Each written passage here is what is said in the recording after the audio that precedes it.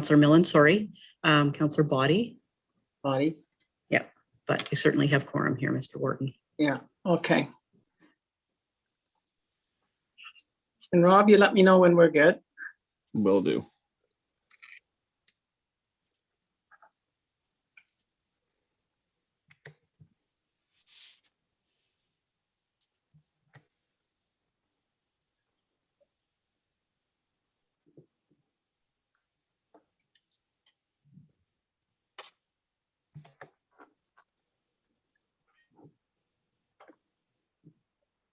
All right, Mr. Warden, we are live. Excellent, thank you very much. So it's February 25th, 2021, and we are meeting as Grey County Council. I will call this meeting to order. Madam Clerk, roll call. Thank you, Mr. Warden. We have all members in attendance except for Councillor Body and Councillor Desai. We have Councillor Little joining us in the absence of Councillor Desai. And once again, welcome Councillor Little. Nice to see your face. Thank you, Mr. Warden. Is there any declaration of interest from anyone? Seeing none, we will proceed. If one does arise, I'm sure you will make it known at that time. Item number 4, adoption of minutes. 4A is the County Council and Committee of the Whole minutes dated February 11th. That is moved by Councillor Keaveney and seconded by Councillor Potter. Are there any questions? Any need for discussion there? Seeing none, then I will call the question. Is there anyone opposed? And that is carried. Thank you very much. Item 4B is the Long-Term Care Committee of Management minutes dated February 16th. And that is moved by Councillor Robinson and seconded by Councillor Mackey. Any discussion on those minutes? Once again, seeing none, I will call the question. Is there anyone opposed? That too is carried. Thank you very much. We're on to item 4C, Long-Term Care Committee of Management, the closed meeting minutes, which are dated February 16th as well. That is moved by Councillor Mackey and seconded by Councillor Robinson. If we have any questions, we'd have to go into close, but I'm gathering there is none. I see no hands. So with that said, I'll call the question. Is there anyone opposed? And so once again, that too is carried. Okay, we're on to, there's no closed meeting matters. We don't need to worry about item number 5. Item number 6 is bylaws, 510921. That is moved by Councillor Patterson and seconded by Councillor Potter. Any discussion there? I'll call the question. Anyone opposed to the motion? Seeing none, that too is carried. Item number 7, good news and celebrations. I'm looking for hands if anyone has any good news or celebrations.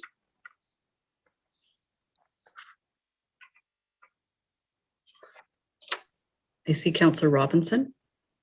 She's on my second screen. Sorry. Councillor Robinson, go right ahead. Good morning, Mr. Warden, County Council, and through you, Mr. Warden. I would just like to highlight that in 2020, West Grey saw $41.4 million in value of building permits, which is representative of 299 permits issued. And that's a celebration. And I recognize that other West Grey or other Grey County municipalities also had successful years. Thank you, Mr. Warden. Thank you very much for that. Congratulations. Anyone else? Oh, I see Councillor Potter with his hand up. Thank you. I mentioned this at Economic Development yesterday, but the Craigleith Heritage Depot launched their 2 newest films, the on ancient Grey County history, the Craigleith fossils, tracing back the 450 million year history of fossils on the Craigleith shoreline, one of the few places in the world where you can actually see fossils that old. And also the second one is on the Niagara Escarpment, both done by a local film company right here in Grey County called Mountain Goat Films. And we're very proud of them and the work they've done. It's part of a whole series of movies that have come out of the Craigleith Depot. If you get a chance, go on the Blue Mountains Public Library website And you can find the link there either on the Facebook page or on YouTube. And Councillor Potter, could you please repeat? It's called Mountain Mountain Goat Films. Goat. Films. Yeah. I'm not sure why they chose that name, but it seems to work for them. Well, they're steady on their feet, so There you go. thank you for that. Anyone else? Councillor Hutchinson. Thank you, Mr. Warden. I just wanted to mention tomorrow that from noon to 2, the West Grade Chamber of Commerce is holding a lunch webinar to help promote the recently adopted CIP program. So we're trying to get that out and launched in the community. Thank you. Thank you, sir. All right, I do not see any other hands. I'm going to check my second screen. Mr. Warden, I just will, while you're doing that, let you know that Yeah. Councillor Body has joined us. I just found him. Good morning, Councillor Body. Okay, so we're on to item number 8, which is adjournment, and that is moved by Councillor Clumpus and seconded by Councillor O'Leary. Anyone opposed? Seeing none, we are adjourned. We'll just take a second to flip over to Mr. Iwell here. Click. Now we're going to meet as Committee of the Whole. Drag this over here. Boom, I'm in business. All right, I'll call the meeting to order. We are Committee of the Whole, February 25th. Is there any declaration of interest? Check my second screen. I do not see any. So once again, if one does arise, I'll ask you to declare it at the time.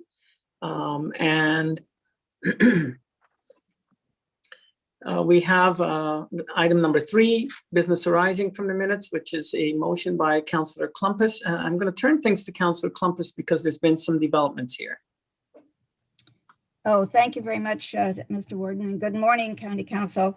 Yes, and I would be happy to move that to discuss a business arising from the minutes, but I would also like to propose that we defer this discussion until after we have addressed the CAO's report on the same topic, which is coming up on the agenda. So Councillor Clumpus, you're making a motion to defer until after we deal with the staff report. Is there a seconder for that motion to defer? That's seconded by Councillor Burley. Any discussion on that motion to defer? Then I'll call the question. Is there anyone opposed to that motion to defer? Seeing none, that is carried. So we'll come back to that, Councillor Clumpus. Thank you. Okay, we're on to item number 4. We're looking at the consent agenda. Council, is there anything that needs to be pulled, or are we content with things the way where they are? Oh, Councillor Soever. Yes, I'd like to pull item G, which is the resolution from the town of the Blue Mountains regarding a Grey County audit of tax rolls. Sure. I do not see anyone else waving their hand. So with that said, that is going to be moved by Councillor Clumpus and second, no, that's the other motion. Oh, I don't have a mover. Yes, I do. Councillor Potter. I'm having a hard time reading there. It's moved by Councillor Potter and seconded by Councillor Clumpus that we approve the consent agenda as presented, the one item pulled. Is there anyone opposed to that? Seeing none, that is carried. I'll get myself organized here yet. Okay, that said, we are now moving on to items for direction and discussion, which is item number 6. And we're dealing first of all with item 6A, which is the countywide waste management study. Kim is on deck. It is moved by Councillor Burley and seconded by Councillor O'Leary. Kim? Thanks, Mr. Morden, and good morning, Council. The countywide waste management report before you this morning was prepared in response to discussions held at our last 2 strategic planning sessions, as well as a notice of motion circulated to all member municipalities by Meaford last October. That resolution requested that the county consider the merits of delivering waste collection and disposal at the county level. Owen Sound's support for Meaford's request came to council as correspondence on November 12th, 2020. At that meeting, council passed resolution CW 20420, directing that staff bring forward a report on considerations related to an assessment on the challenges and opportunities of Grey County assuming waste management services. As you're all well aware, waste management is a complex matter, and as discussed back in November, in order for council to make an informed decision about an appropriate course of action, a significant amount of information should be available to you.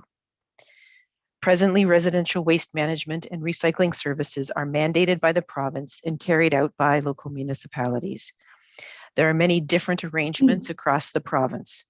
Some, like us, where the upper tier is not involved. Others, like Simcoe, Wellington, and Dufferin, where the county has responsibility. And others where responsibilities are shared. For example, in Bruce County, lower tiers undertake the waste management, collection, etc., but hazardous waste and public education are the county's responsibility. With some exceptions, Section 11 of the Municipal Act assigns responsibility for solid waste management to the lower tier.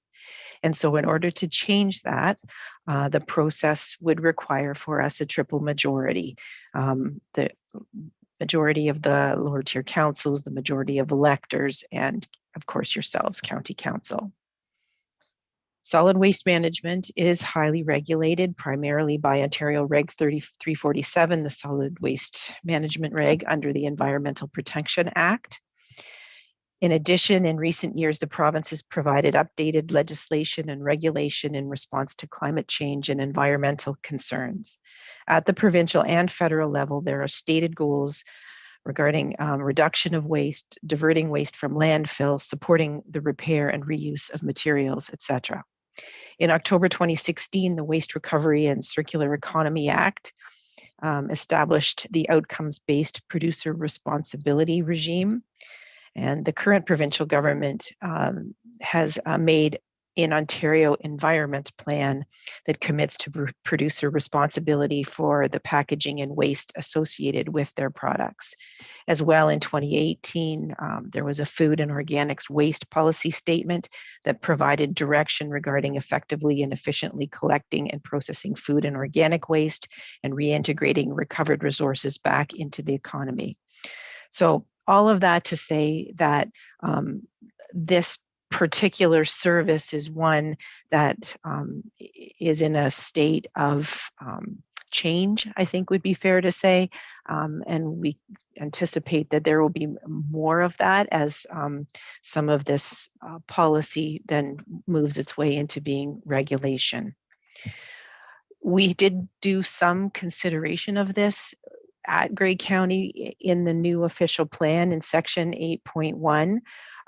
We encouraged mandatory waste diversion programs, reducing waste and working towards the circular economy. So given all of this, a comprehensive feasibility study is what I would recommend to council as the basis for your future decision making. A feasibility study like this would need to examine all of the existing operating arrangements within the county, their service levels, the costs, the system performance, terms of existing contracts, capacity, value of infrastructure, etc. It would need to assess options for providing some or all waste management services and infrastructure at the county level, taking into account this regulatory, environmental, economic, and likely social factors as well. I think something like this would require at some stage some extensive public engagement and feedback. Options would be rated not only on cost and potential for savings, but also service quality and efficiency, improved ability to meet waste reduction and diversion targets, including source separated organics, and maximizing the existing capacity that exists within each of the systems. County staff, we've not ever been involved in solid waste management. We don't have the expertise to really do justice to a study like this. I recommend that if we are moving forward, we retain an experienced firm with a team that can look at all facets of these complex systems. They will need time and information from your local staff in order to complete their work. And as I've noted in the report, I estimate that something comprehensive might take 6 months to complete and could be expected to cost as much as really $250,000 to do properly. As far as sources of funds, again, as noted in the grant, there is or in the report, I should say, there is the potential to seek grant funding to support some or all of this work. In addition, the county does have some resources to put towards it. We have a waste management reserve that was set up some time ago. It has a projected year-end balance of just over $86,000. We also have a strategic plan review reserve, and that has a projected year-end balance for 2021 of just over $237,000. So that is that's really the substance of the report, and I'm happy to take any questions. Thank you very much. I see lots of hands. We'll start with Councillor Potter. Thank you, Mr. Warden. And we would obviously have to hire consultants to do this work for us because we do not have the expertise. We have actually several municipalities that already have lots of expertise in handling waste management. So how much of a role would they play in this? Because I think we should be listening to them very carefully. We should also be looking at where municipalities stand in terms of their sustainability planning.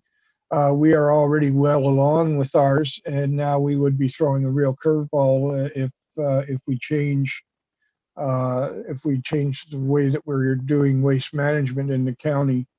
And finally, those municipalities that have already invested heavily in having up-to-date and good, well-functioning waste management programs and facilities, would they be given some sort of compensation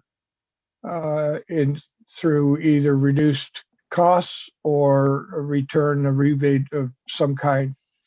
So there are lots of things that we need to consider beyond just deciding whether or not to do a study. I think, we recently turned down a desire to look into a legal issue because we didn't want to pay for $10,000 to $20,000 estimated for a lawyer. But here we're willing to spend $250,000 for something that is really not an issue for some of the municipalities in gray.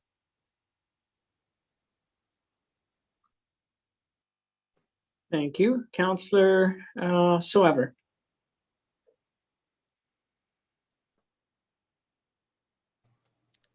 Thank you. There you go. Yeah. I can hear you now. Okay, very good. Thank you, Mr. Warden. I'm just wondering, I'm a little disappointed in that the report doesn't talk about our process for doing this. As you would recall, that back in October, November, when this issue first came up, I asked about the Grey County Collaborative Decision-Making Framework, and we were provided with a framework which I subsequently found wasn't the latest one. And Heather was kind enough to point me to the one that's currently in effect. And I did look that up, and it was approved and adopted by County Council in 2013. Although some of the committees have changed, I think the framework is an excellent one. And I would like to know why we're rushing into a report without following that decision-making framework. The framework is a 4-point strategy. We are more or less following the getting started phase, although the getting started phase said that the request from a municipality should have substantiating information with it. I don't know what that really means, but there was nothing really other than the request from Meaford. And there is no substantiating information of any kind with it. And now, so the first step getting started was the request comes in. There's a preliminary report, which we're seeing today. And then we consider that, but then it doesn't say go right to a report. The next step is to develop a project charter, and where the county CAO engages with the municipal CAOs as necessary to prepare a draft project charter, which sets out the terms of engagement, including operating principles, objectives, and constraints of the review of the service. For example, service excellence, cost effectiveness, greater efficiency, reducing costs, lessening tax burden, etc. And it goes on, and I'm reading from, I won't read the whole thing, but it's very comprehensive. And then once the charter is approved by the council, then there is a report on the current state that comes forward. And I think at that point, we would be prepared, to have a report from the consultants. And then there's another report on the desired future state. And at each of these stages, there's very specific criteria and outlines in it. And it would have been useful for the council to have this information, because I think it sets out a very prudent course of action. Because as was pointed out, this does require a triple majority. And I think, by having a project charter and following our own collaborative decision-making framework rather than taking shortcuts, we will have a fulsome discussion and we will end up with a better product. And we won't be putting our taxpayers at risk by, spending $250,000 only to find out that, it didn't have a chance of success in the first place. Maybe it does, maybe it doesn't, I don't know. When you look at the costs of this service in surrounding counties, for instance, Simcoe County and Dufferin County, if you look at their average costs and you apply that per household, and you apply that to Grey County, and I would suggest that that's probably conservative, because both of those counties have higher population density than we have. Then it will more than double the costs of waste disposal if we achieve the same cost per household as they do.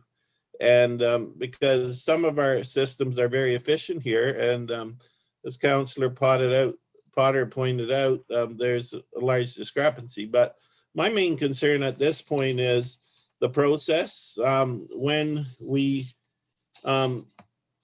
vary from our approved processes and procedures, then we put ourselves at risk. And I would even question, and maybe this is the question for our legal counsel, is what if a lower tier municipality is damaged by the county not for following its own process, is there potential liability at the county level for those damages?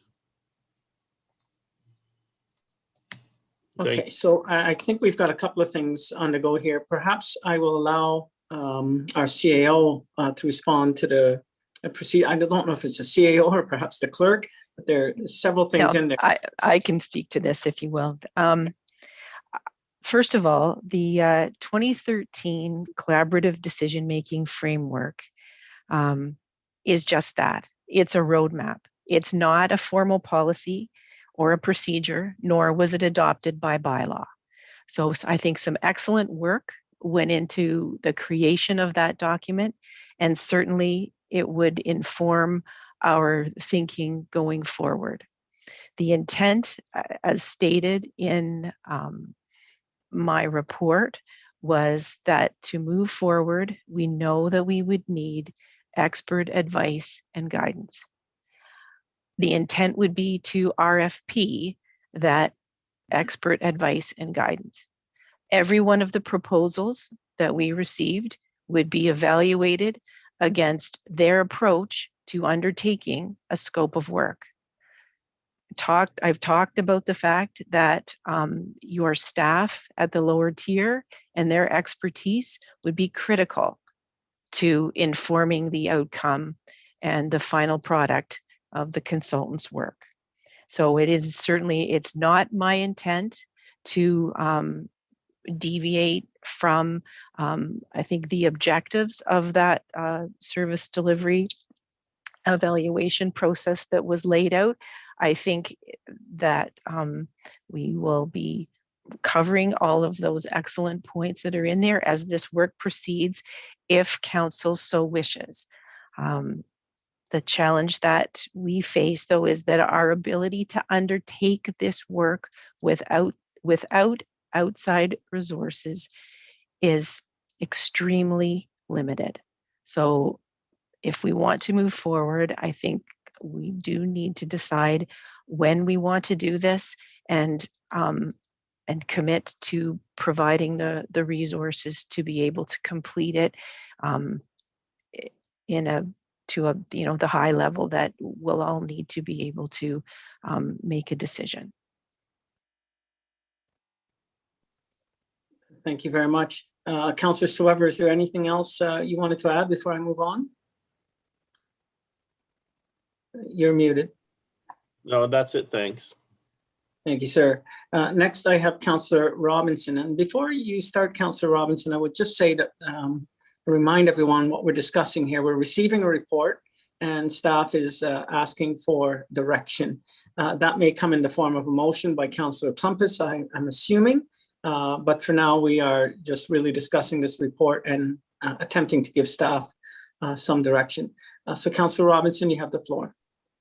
Well, thank you, Mr. Warden, and through you, I'll just lower my hand here. I am just seeking clarity with regard to the report, and thank you for the comprehensive report, CAO. On page 3 of your report, and also on page 4, under the heading scope of work, would that in the first bullet also include waste management plans within the existing member municipalities, so that, and I see it's clearly defined in terms of operations, policies, procedure, asset management, infrastructure, all of that, but within the existing operational plans and that are current, and also the projected operations for the member municipalities in the future, would that also be a consideration? And just to add on to that, under options for providing some or all of the waste management services, it's the second last bullet in the scope of work. Would there also be consideration on that final check mark? It has recycling and organics. Would there be an opportunity to include plastic film, fiber, which is clothing, and any other option to divert this type of material in our landfill? Thank you very much. Madam CAO? Yeah, through you, Mr. Warden. Again, I think we'd be relying on our consultants to provide the most comprehensive assessment possible. And so that would definitely mean looking at both past practice as well as all of the future planning and record keeping reporting that each of your municipalities has having to undertake with regard to the systems that you currently operate.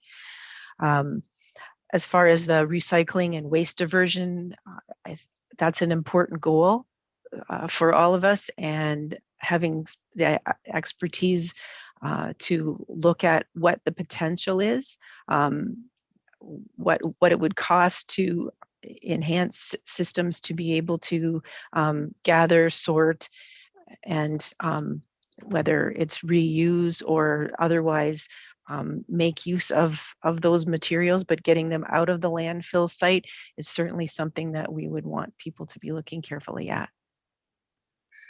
Thank you. I'm going to go to Councillor Burley next, but Councillor Potter, I do see your hand. Was your question with respect to the issue raised by Councillor Robinson? Yes, I think so. In that, I was going to ask, would we be working entirely with the existing facilities or looking at potential for new facilities? CAO? I don't think we would have the answer to that. I think that that would be part of what the consultant would need to consider when they were making their recommendations back to us with regard to the most efficient, effective way to proceed. They'll have to consider all of those options, I think. Certainly what existing capacity exists would play into that for sure. Thank you very much. Councillor Burley, you're next. Thank you, Mr. Warden. I don't know if all county council knows, but I've been around these chambers for a good number of years. This topic has come up several times. We've sort of basically looked at it and put it on a shelf. I'm a firm believer in the CAO's report, and I fully support hiring a consultant to try and get us all the information we need to make a proper decision on waste management, recycling, everything else. I think it's extremely important that we follow this through. We do have an opportunity to maybe go through the moderation fund to get that money. It's just that every time we discuss this, it never comes to a conclusion, and I'd love to see a final conclusion on it. My question to the CAO or clerk would be, this is going to take a long time. I think you're being very cautious. 6 months, I don't think it'd be enough time to get all the information that's going to be required by a consultant.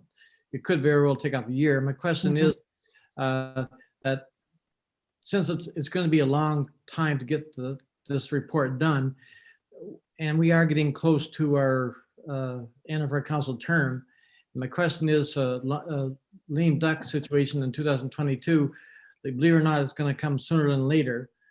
Do you feel that we have enough time, if we do react on this soon, to be able to get that back to our the report back, and then have our triple majority vote and all that stuff? It just seems like the time frame is very limited.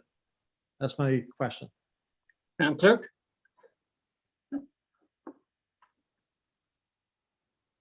There we go. It will depend on how quickly the report is complete and the turnaround time for local councils to review the resolution from the county and provide their support or not related to that.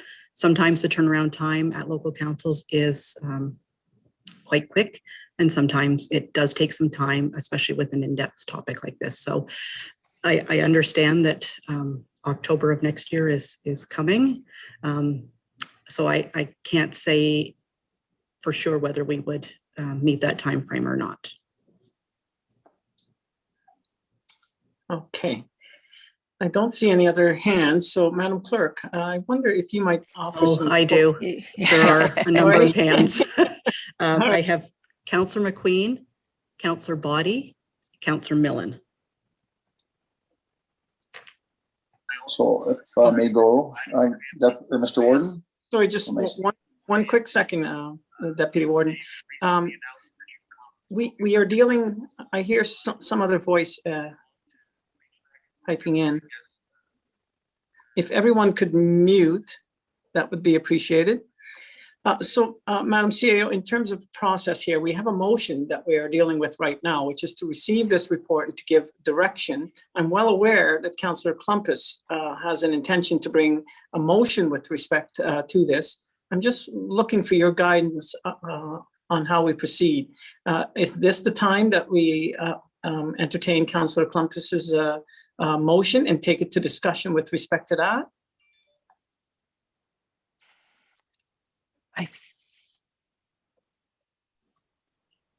Would you like me to? Yes, please, Heather. Okay. Yeah.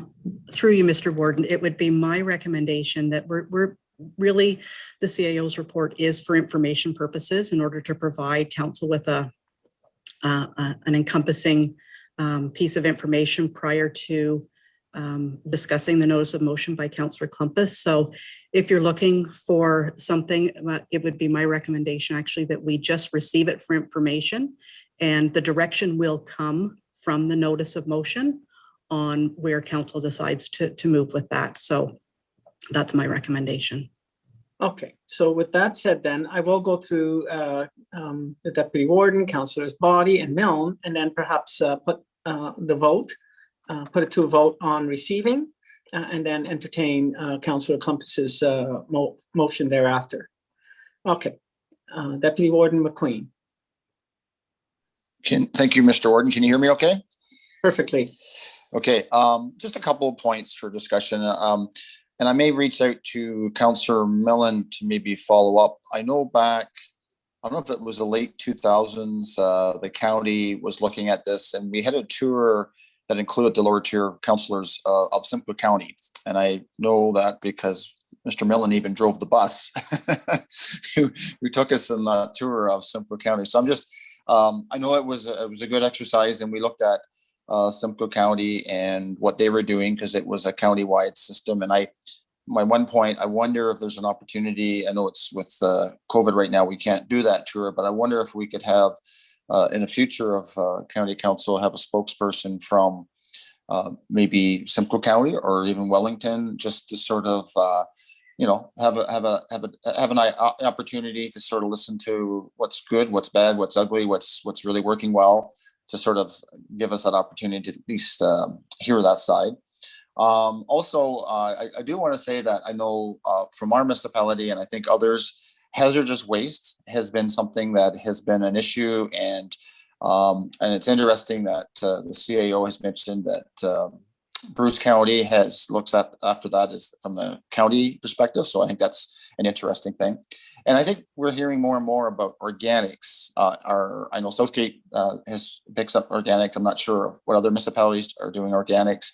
And I know that has been, they have suggested that could be up to 50% of your waste could be, or more, or whatever that number is, could be part of your, your landfill. And is there a way to divert that? And maybe, what I'm saying, Mr. Gordon, maybe there's a hybrid here too, or there's a working process of looking at the things that the lower tiers aren't doing or can't do at this point. And maybe there's a system of scale that would work for that. Also, I think a little around the discussion around climate change and diversion and recycling and with plastics is something has become, I think Councillor Robinson has sort of mentioned a little bit about that.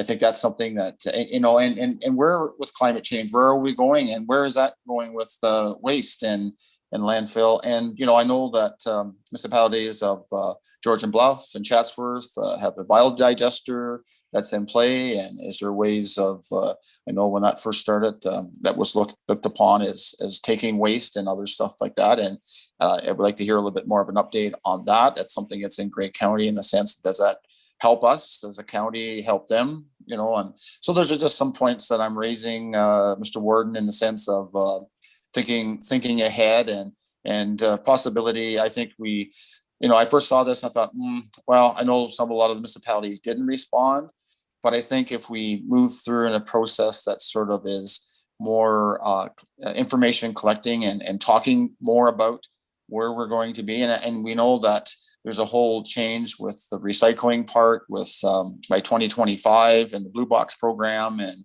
what's that going to look like and how that's rolling out. And that keeps changing all the time. And I'm sort of partly on an AMO executive meeting today as well. And I know that we're talking about that, continuing to talk about that at AMO as well. And that keeps changing, and that, so anyway, those are just some points I'm throwing out there, Mr. Warden, in the sense of, I think we do have to think about the bigger picture and what that looks like. I know from a lower tier standpoint, there's a lot of municipalities that have invested a lot of money into their waste management, their waste diversion, all that stuff, and how that looks moving forward. I guess that's something that we would have to look at.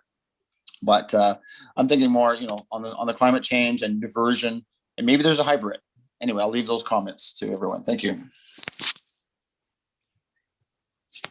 You're muted.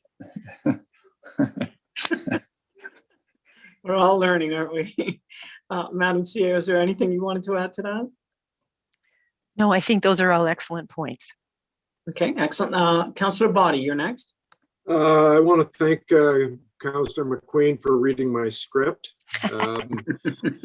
He hit all I agree fully with he and what Councillor Robinson have said already. I think these are one of these things that we need to think long term.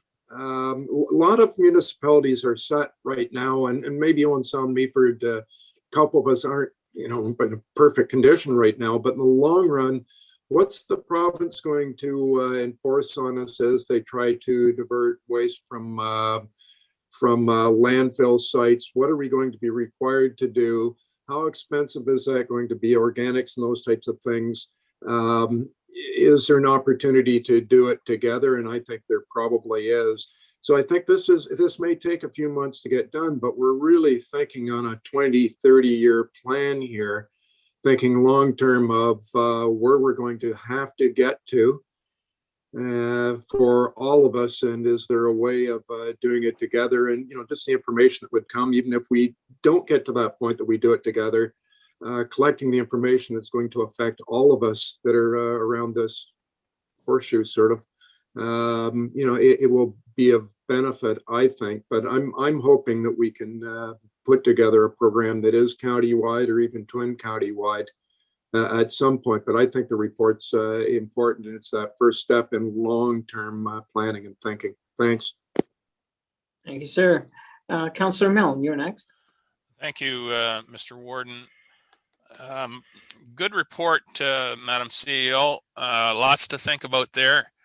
I'm just, as I think I maybe mentioned before, before I say that, or before I go any further, I will confirm that, yes, Mr. McQueen, I did drive that bus, and we did sing the song, "The Wheels on the Bus Go Round and Round." Yes, we did.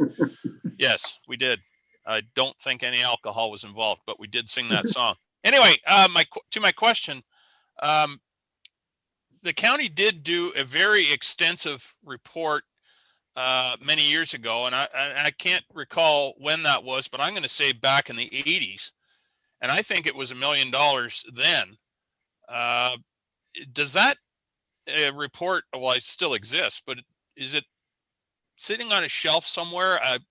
It might be, I mean, it's way out of date, of course, but it might be instructive to read that report or have it at least available to county councilors to hit the high points of what was looked into then. And it might be instructive to at least have that report available to see what the issues were then. And I as Councillor Body has said, this is a long-term project, and there may well be some gems of information in that last report that would be instructive now. Sure. Councillor Robinson. Thank you, Mr. Warden, and through you, and I really appreciate such a detailed report, Madam CAO, and also the discussion that we're having here at County. There's definitely merit in the feasibility study, and I certainly can get behind that. Having the knowledge and being able to assess through an expert, I think is most important at this time.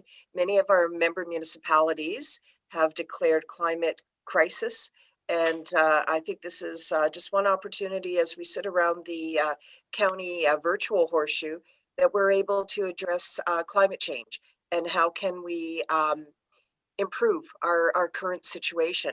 So I'm most in favor of the feasibility study, and I just draw your attention, County Council, we will need to do, Mr. Warden, I believe, on the item number 2 in the recommendation that council directs staff regarding next steps. So I think there's also an activity that we need to do within this particular report prior to going to the notice of motion from Councillor Columbus. So I'm just seeking clarification on that as well. But certainly the support for this feasibility study is most important. Thank you. Thank you, Councillor Robinson. I'm following Madam clerk, it looks like the direction that staff is seeking will come from the discussion we'll have about Councillor Clumpus's motion. So I'm going to invite a vote on just to receive the staff report for now. I believe that will be followed by Councillor Clumpus's motion, which will get us into giving staff direction. Thank you. All right. So can I have Councillor Potter. Just a clarification, would we be able to set an upset limit on the costs? We're being told 250,000, so whatever it is that we want to commit to this, because I don't see that in the notice of motion. So if we're giving staff direction as a result of this report, then we may want to include any limit on costs in that. I just wonder what would be the appropriate way to Councillor do Potter, that. that's a good point. I think it can either be raised by the mover and seconder, or it can be something that you suggest to the mover and seconder if they don't include it in the motion. But we're back on just a motion to receive for right now. So if there are no other comments, I'm going to call the question on the motion to receive. Is there anyone opposed? That is carried. All right, so Councillor Clumpus, I will now turn to you if you wish to bring your motion. Thank you very much, Mr. Gordon. I'm sorry, we do just need the motion put on the floor. So I think you do have a mover and a seconder before the discussion. Yes, I did agree that I would be happy to move this motion. Okay, and that is seconded by Councillor Carlton. Okay, Councillor Clumpus, you have the floor.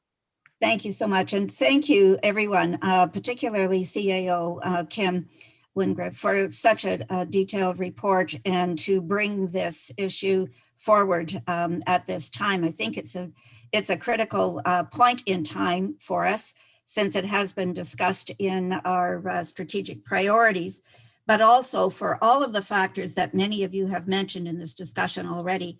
It really does impact a lot of the issues that we are all facing individually, as well as through Grey County. My intent here was simply to respond to an opportunity presented by the province for funding of this, of a project similar to this. And it seemed to me that the criteria or the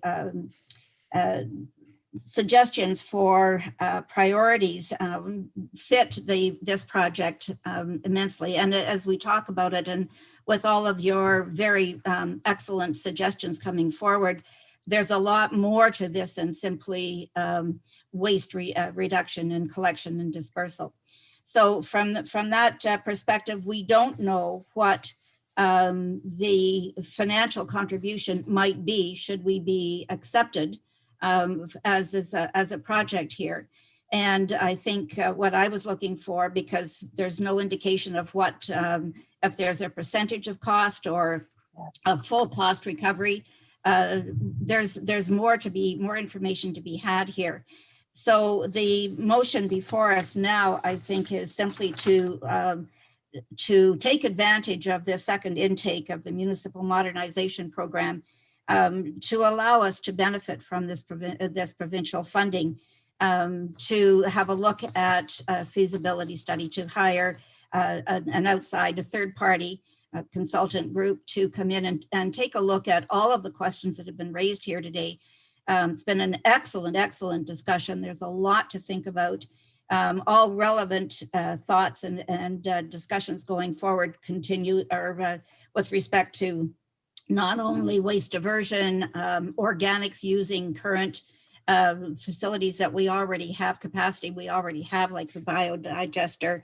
There's just a huge opportunity here, I think, to seek some provincial funding for something that could really benefit each and every one of our lower tier municipalities, as well as Grey County as a whole. So this motion going forward, and happy to entertain an upset, excuse me, an upset limit, excuse me, for costing. Obviously, as I've mentioned, there has been no indication of what the level of financial commitment the province is prepared to offer for these types of projects. But it seems to me that an application to meet their deadline and outlining the compatibility with their priorities would be a pretty good indication of what kind of funding we could expect. And at that time, then a decision could be made further for next steps and going ahead. So with that, I just wanted to thank everybody for your comments, all excellent ideas and thoughts on this topic. And I hope to see how we go further with this and how we really can work together as a county and individually as well. A hybrid was indicated, and that's certainly something that could be included in this feasibility study as well. So thank you all, and I will leave the motion stands unless we want to add an upset limit of financial contribution at our part. We just don't have any idea, I guess, of what that would be. But thank you all, and we'll see how it goes. Thank you, Councillor Klumpus. Madam Clerk, before I move to Councillor Potter, whose hand I see next, the way I read the motion as it appears is that we are directing staff to make an application for modernization funding. Am I correct to read, Councillor Klumpus, or do you maybe want to address this? Am I correct to read that if we are not successful at receiving the modernization funding, that you would want it funded anyways? Or is it your motion, is the intention of your motion that we simply apply for the modernization funding? If we don't get it, then we don't do it? The intention of my motion, Mr. Warden, thank you, was simply to apply for the funds to see if we would be successful in accessing provincial funds to get this program started. We have still an opportunity at that time to decide whether we want to move forward with financial contributions from county and from the lower tiers.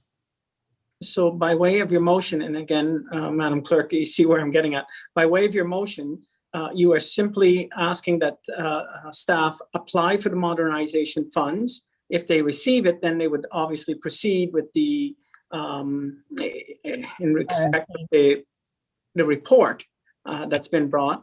But if we do not receive that funding, it ends there.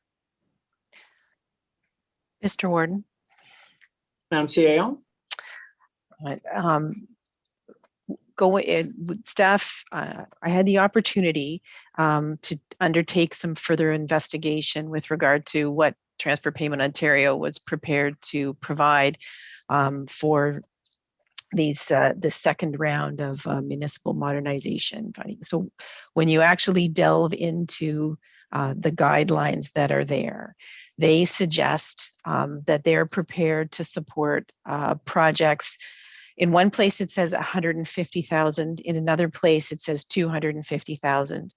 The provincial contribution is determined based on population. And at the Grey County population level, they would be willing to support up to 65% of the cost of the project.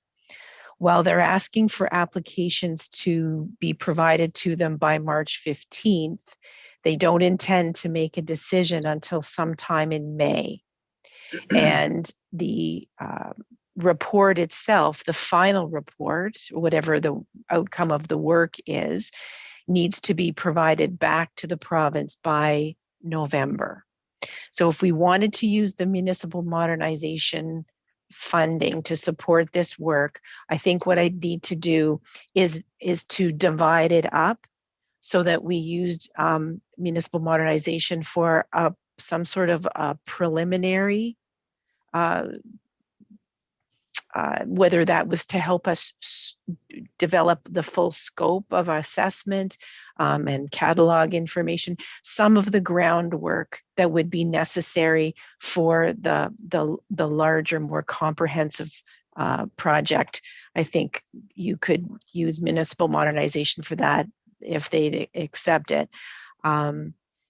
the full, after further analyzing though what municipal modernization is prepared to provide and the timelines that they're asking that projects are completed under, and given the discussion this morning, which seems to be more along the lines of, if you're going to do this, we really need to look at the full scope.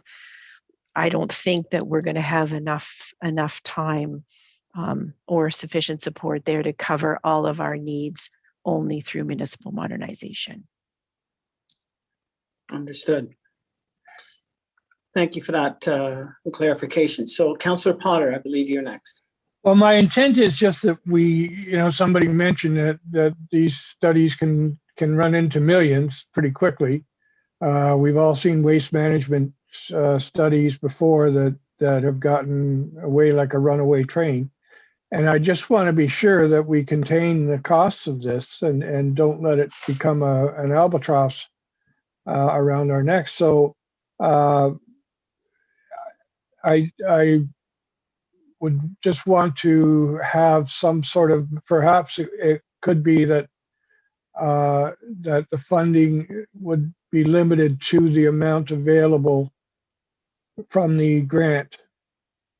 And it's 65% of the project cost. So if we are successful in getting that 65%, then we would be prepared to go ahead. But I'm getting a little bit of a mixed message, I think, and maybe the CAO could clarify whether she's saying that the scope of this work might be too big to expect to take on this funding. And, so we're already talking about perhaps expanding the funding sources. So I just want to be sure that we're not dragging ourselves into something that's going to turn into a big problem in the long run. That we have some sort of cap. Through you, Mr. Warden, I wouldn't want to confuse this project, which is meant to undertake an assessment that can be scoped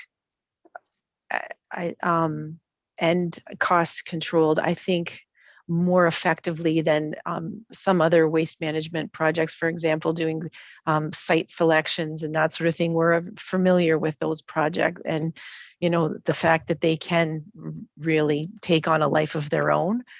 I don't think that's where we are with this.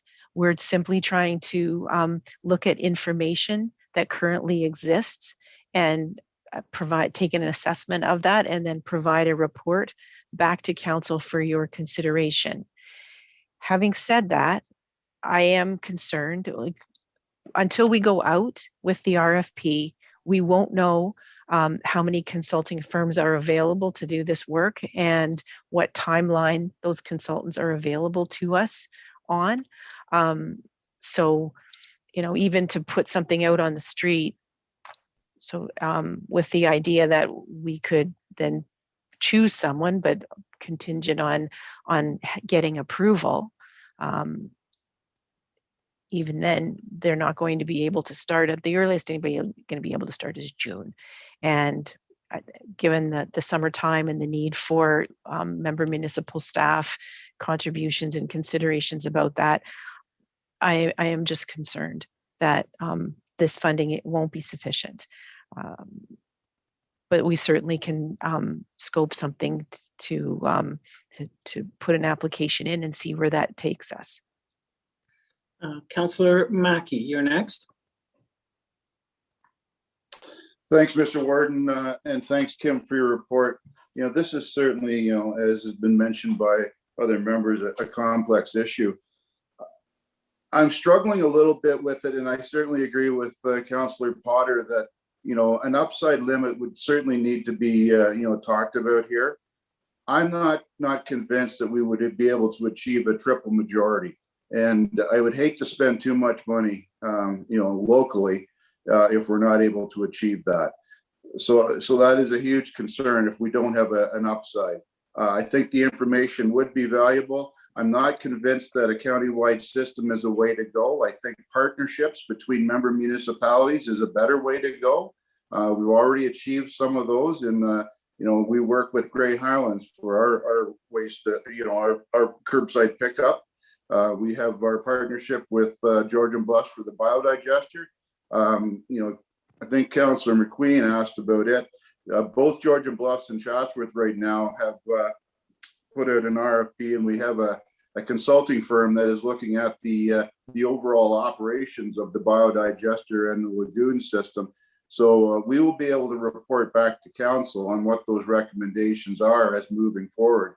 We've certainly learned that source separate organics is the best material for the biodigester. So we're just looking how to best move forward with that facility. And I think, other partner municipalities would certainly be welcome to come to the table for that. But, with the vast geography, I'm not sure Southgate would want to be involved. So taking this on as a county, I just think we're better off looking at it with member municipalities and partnerships that way. Thank you. Thank you, sir. Councillor Soever, you're next. You're muted. There you go. I can hear you. I'm a bit confused here because people are talking about upset limits and everything. And as I read the resolution as written here, we're only asking to give staff direction to apply for funding. There's nothing here in the resolution as it's written to authorize an RFP or anything else. It just says to submit an expression of interest to the Transport Payment Ontario system by March 15th to access the funding. And so I'm a bit confused as to what we're talking about here. We chose in the last motion to just merely receive the CAO's report, and we were mute on giving direction as to how to proceed forward on the feasibility study. And I think as written, this resolution is mute on that as well. So I just like some clarity here. It seems that we're having a lot of discussion about how we're going to proceed, but there's nothing in this resolution that gives direction to proceed other than to apply for the funding. Perhaps I could go to, I see your hand, Kim, but perhaps I can go to Madam Clerk, because I think Councillor Soever is quite right that there is, the body, the language in the motion as it exists. I think it's probably open for this council to give further direction, whether it's with respect to placing a cap or whether it's with respect to saying proceed with the undertaking an assessment. That is not yet on the floor, but that can happen, Madam Clerk. You're absolutely correct, Mr. Warden.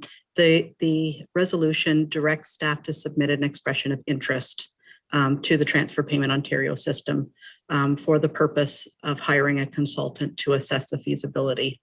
And it will be dependent on the whether that is awarded or not to the county, what next steps we take. And as far as an amendment, if someone wants to make an amendment to the motion to set an upset limit on the cost, should we be successful and should we move forward with this, that is an amendment and totally appropriate to be put on the floor.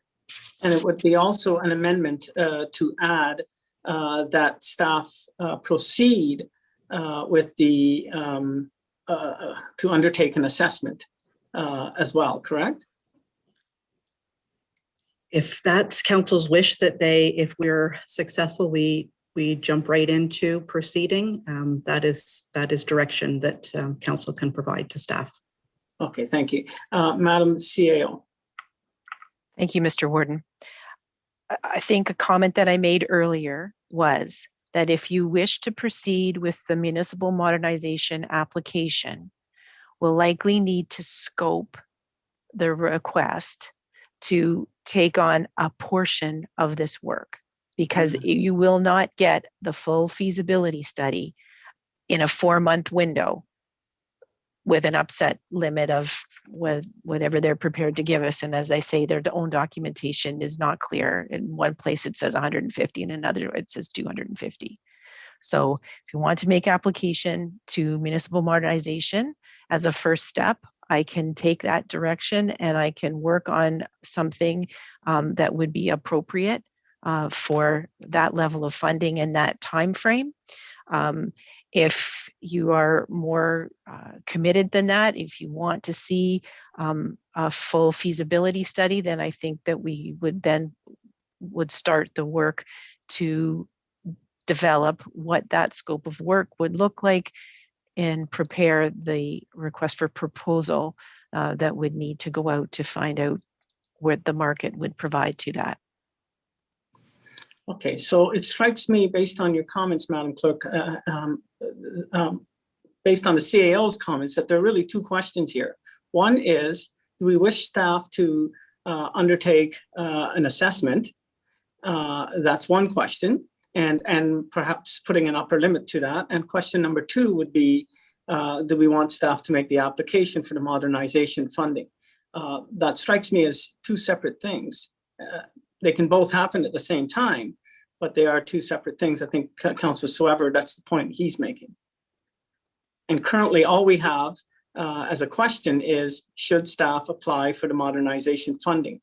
If it is the wish that somebody have a discussion about, should we proceed with the assessment, then I think that needs to be added as an amendment, correct? Madam Clerk? If council's looking to direct staff to do more than apply, which is what this resolution says, then Yes. that would need to be an amendment. Okay, good. So far we're just dealing with, we're having discussion about whether staff will apply for the modernization funding. Nothing else is on the table yet. So with that said, I'm going to go to Councillor Milne, then I'll go to Potter and Mackey. Thank you, Mr. Warden. It just strikes me that the motion as it's written, as it's presented, quite rarely asks council, do you want to apply for this funding? And I have no problems supporting that motion to apply for the funding. I think then, wouldn't we get an answer back from the ministry that says, yes, you've got funding and this is the amount we're willing to give you? Then we know we can go from there and then scope what we can get for that amount of funding. Or do we want to put more money into the pot of our own to go the full feasibility step and ask for an RFP? And then at that point, you're going to know, well, this is what it's going to cost you. Do you want to go ahead, or do you want to go back, or do you want to stop? I don't think an amendment at this point to determine whether we're actually going to go right to the end of the street is appropriate. I think we need to do what the motion asks, apply for the funding, see how much we get, decide then, what do we want to do with it? Do we want to spend that amount, or put more in the money or more in the pot and carry on, or not? I think we're getting ahead of ourselves here. Okay, thank you, sir. Councillor Potter. Thank you, Warden. Councillor Milne actually just clarified what I've been asking all along, is what are we actually asking for? And are we just asking that we be part of this program, no amounts attached to it, and no work scope attached to it? Just, we are going to be part of it, and here's what we are eligible for, and we decide from there what we're going to do. But to say that we're just going to give permission to go ahead and ask for something without, in a tight timeline, without any real knowledge of what we're actually asking for, that was the confusing part. So thank you, Councillor Milne. You just clarified everything, and you can drive a bus. Okay, next, Councillor Mackey. Thanks, Warden. And very simply, I think I can support this motion that we're only looking for modernization funding. It'll then come back and we'll have a much better idea about what the contribution from Grey County would be if we want to go ahead. So I'm certainly content with the motion as it stands right now, and have that brought back to us. Thank you. Thank you, sir. And Councillor Soever. Did we lose Councillor Soever? He's on mute. Oh. Sorry.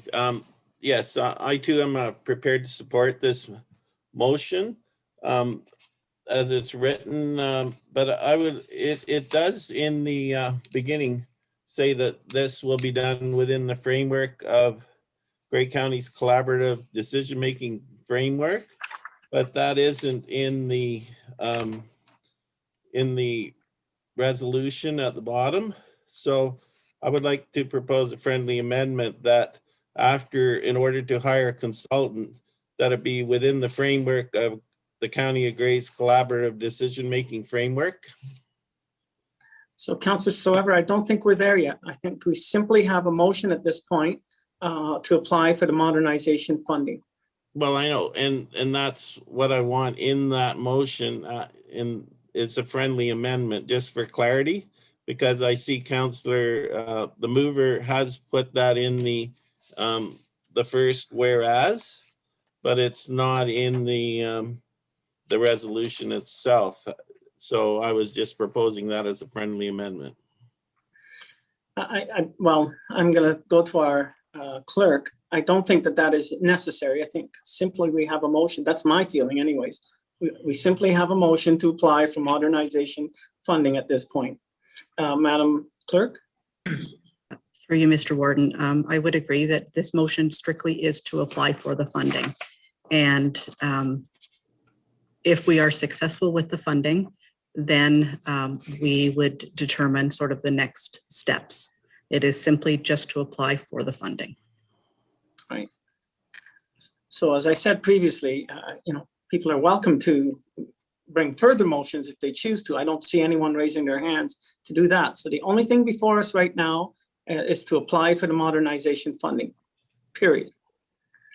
So maybe this is the time to put that question to a vote, because I don't see any other hands for discussion. That said, is there anyone opposed to the motion to apply for the modernization funding? Mr. Warden, given the lack of clarity on how the consultant is going to be hired, I will have to oppose, and I'd like a recorded vote, please. So be it. Okay. So you're voting on the motion. Councillor Mackey.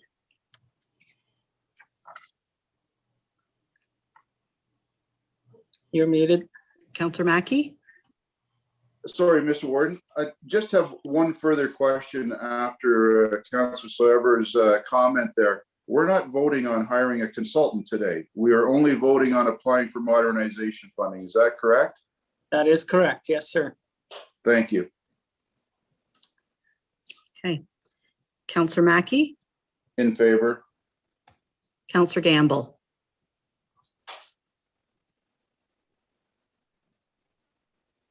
In favor.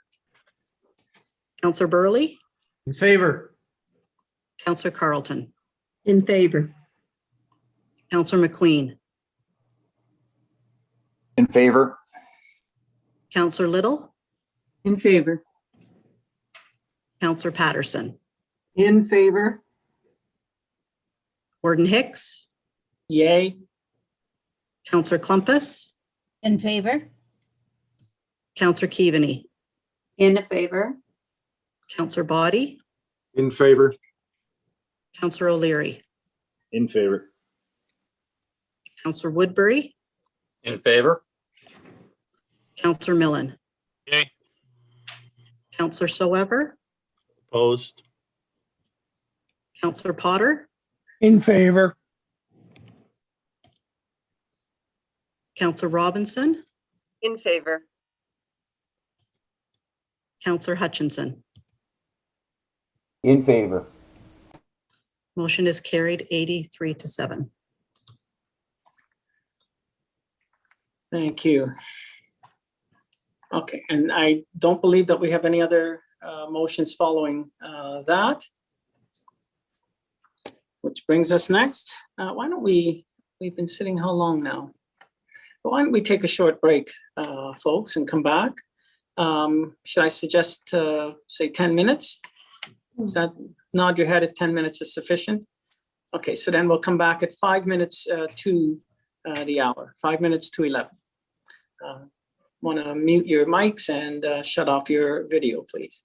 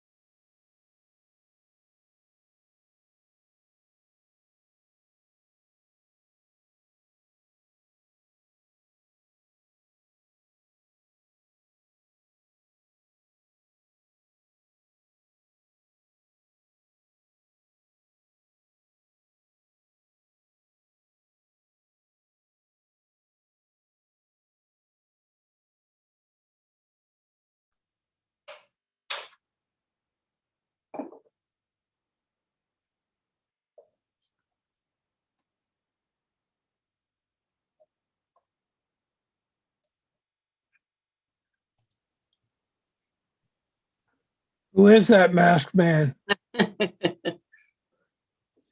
We're back, are we?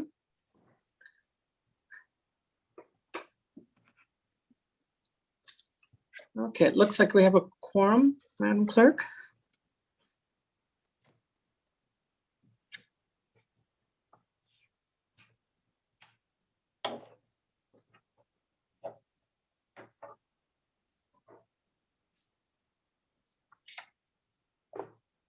We have a few still to join. But we do have a quorum. So you know what? I think I'm going to get us rolling here. We're on to, Rob, are we good to go? Yep, we're still live, Mr. Warden, so you can go ahead when you're ready. Thank you very much. So we're on to item 6B now, which is the Social Services Relief Fund update. Anne Marie is on deck. This is moved by Councillor Patterson and seconded by Councillor Robinson. Anne Marie? Thank you, Mr. Warden, and good morning, County Council. This report is an update on our social services relief funds. These funds were provided by the province to assist community agencies that support people experiencing homelessness or at risk of homelessness with COVID-19 expenses. The funds were to provide supports through the pandemic and into the recovery phase. At this time, we have fully funded or allocated all of our social services relief fund. There is a chart on page 49 that points out the funding for phase 1, which is in $2.3 million, and it lists the various agencies and initiatives that we were provided funding to. The phase 1 funding has allowed our community agencies to meet the challenges that COVID has brought through the need for PPE, cleaning, extra cleaning or signage, through physical changes that might have been need to buildings or offices or congregate settings. We've had an increase in our residents that have been accessing various food programs. We have an increase in the number and length of people using our emergency short-term housing, and we've had an increase in cost of emergency short-term housing. We have provided an additional 3 outreach workers, one through two through Y Housing and one to the Canadian Mental Health Association in order to keep up with increased demands of services. And we've used these funds to fill in some of the gaps that agencies had been experiencing in trying to provide services. On page 50, there's a chart outlining the Social Services Relief Fund Phase 2. We've received additional funds from the province in the amount of $1.2 million. The Social Services Relief Fund, the capital component, there are a number of initiatives that we funded through that in order to renovate buildings. And also there was some more funding that came through in order for us to provide some much needed additional positions. We do have a few concerns. Obviously, these funds run until the end of March. We have been able to extend some of those funds a few months in order to get us through to the fall.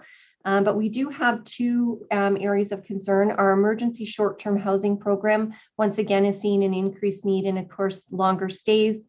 And also our program that provides 24-hour supports for people that may need them, housing with related supports. They did see an increase in the people accessing their services because of taking people coming from hospital. So right now, due to that 25% increase, we are looking at probably seeing an overage in funds in the fall and into winter months. Our current community homelessness prevention initiative funds that we receive are not going to be enough to cover this. We have communicated this need to the province and we're waiting to see if there will be additional funding through the remaining COVID months. Okay, thank you. Council, any questions? Yes, seeing none, this is a motion just to receive the report.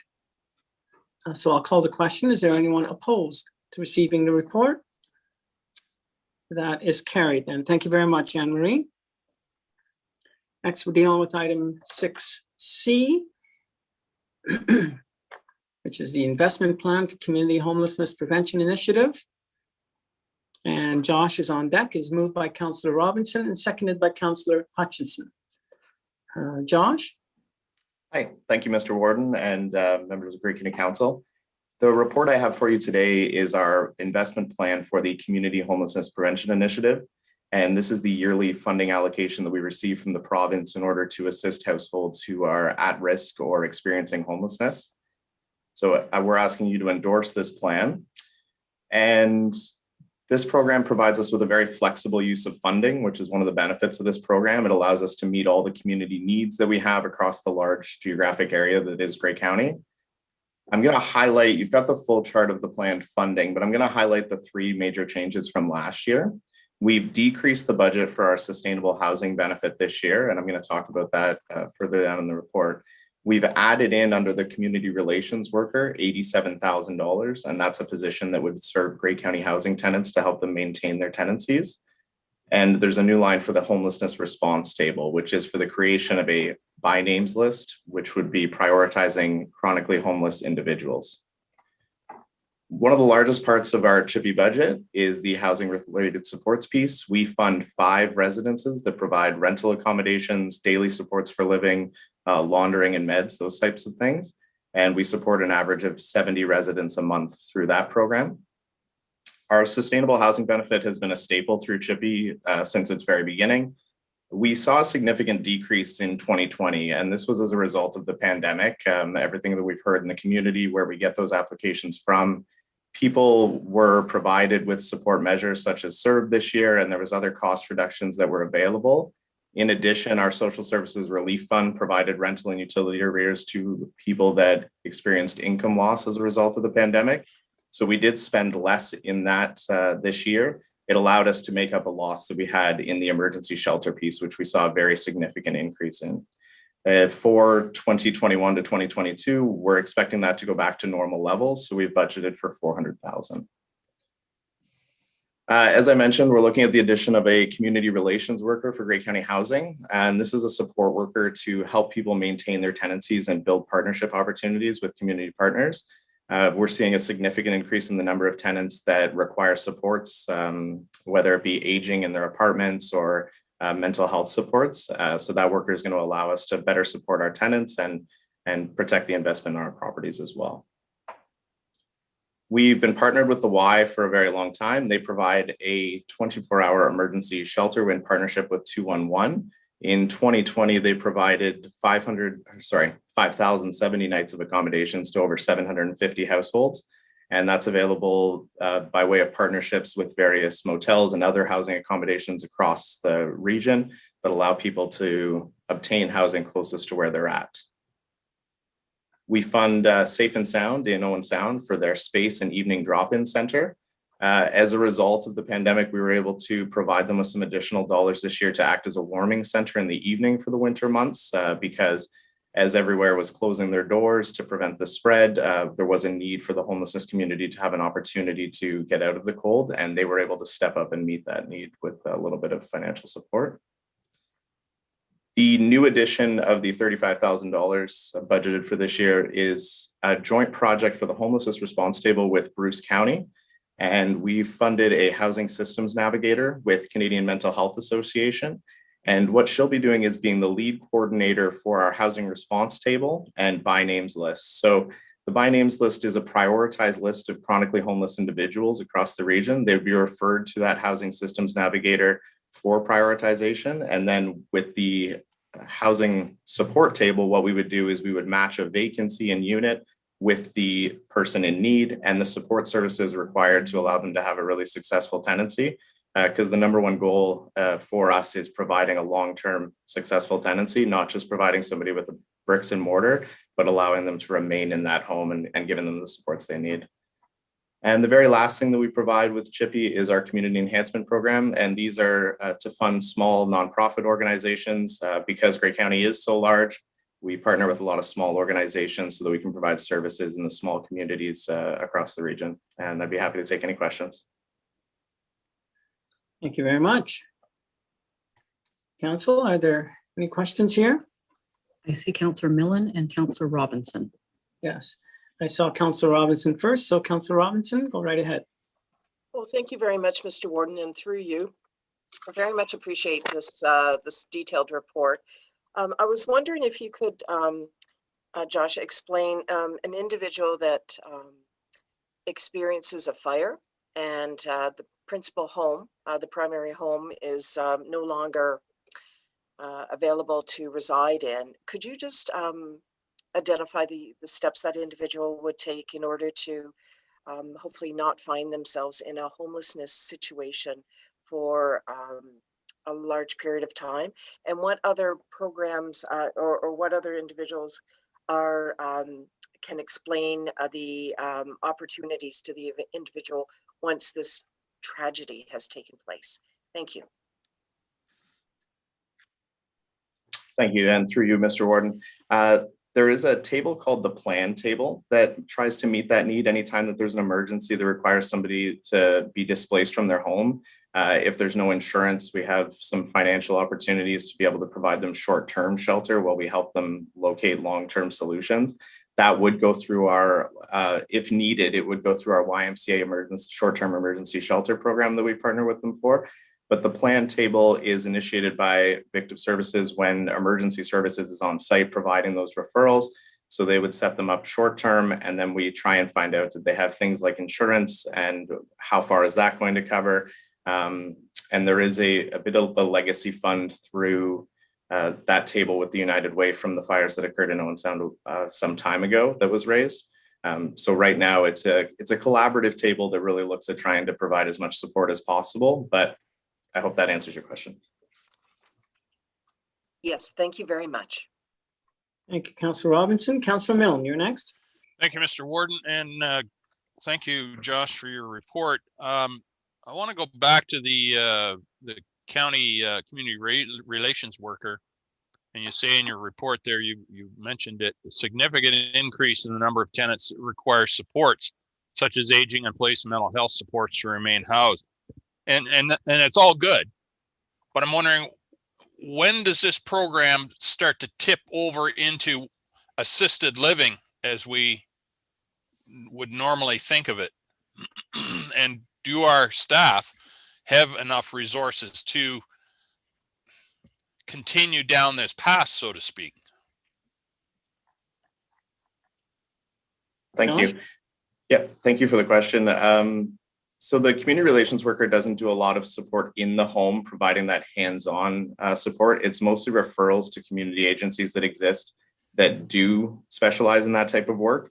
So we're not providing cares for people or being that kind of counseling support that they would require, but we're there to try and discuss with them what the needs are, identify any concerns, because perhaps what the person's experiencing is a concern that's impacting our units. And then we have to protect our investment. And by working with them, we can try and maintain their tenancy plus our investment in the property. Okay, that's good. It's not an easy task, I'm sure. So thank you.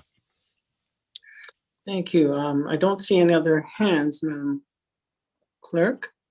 If that's the case, then I think we're ready to call the question. Is there anyone opposed to the motion to receive, I guess, and adopt the plan? No one opposed.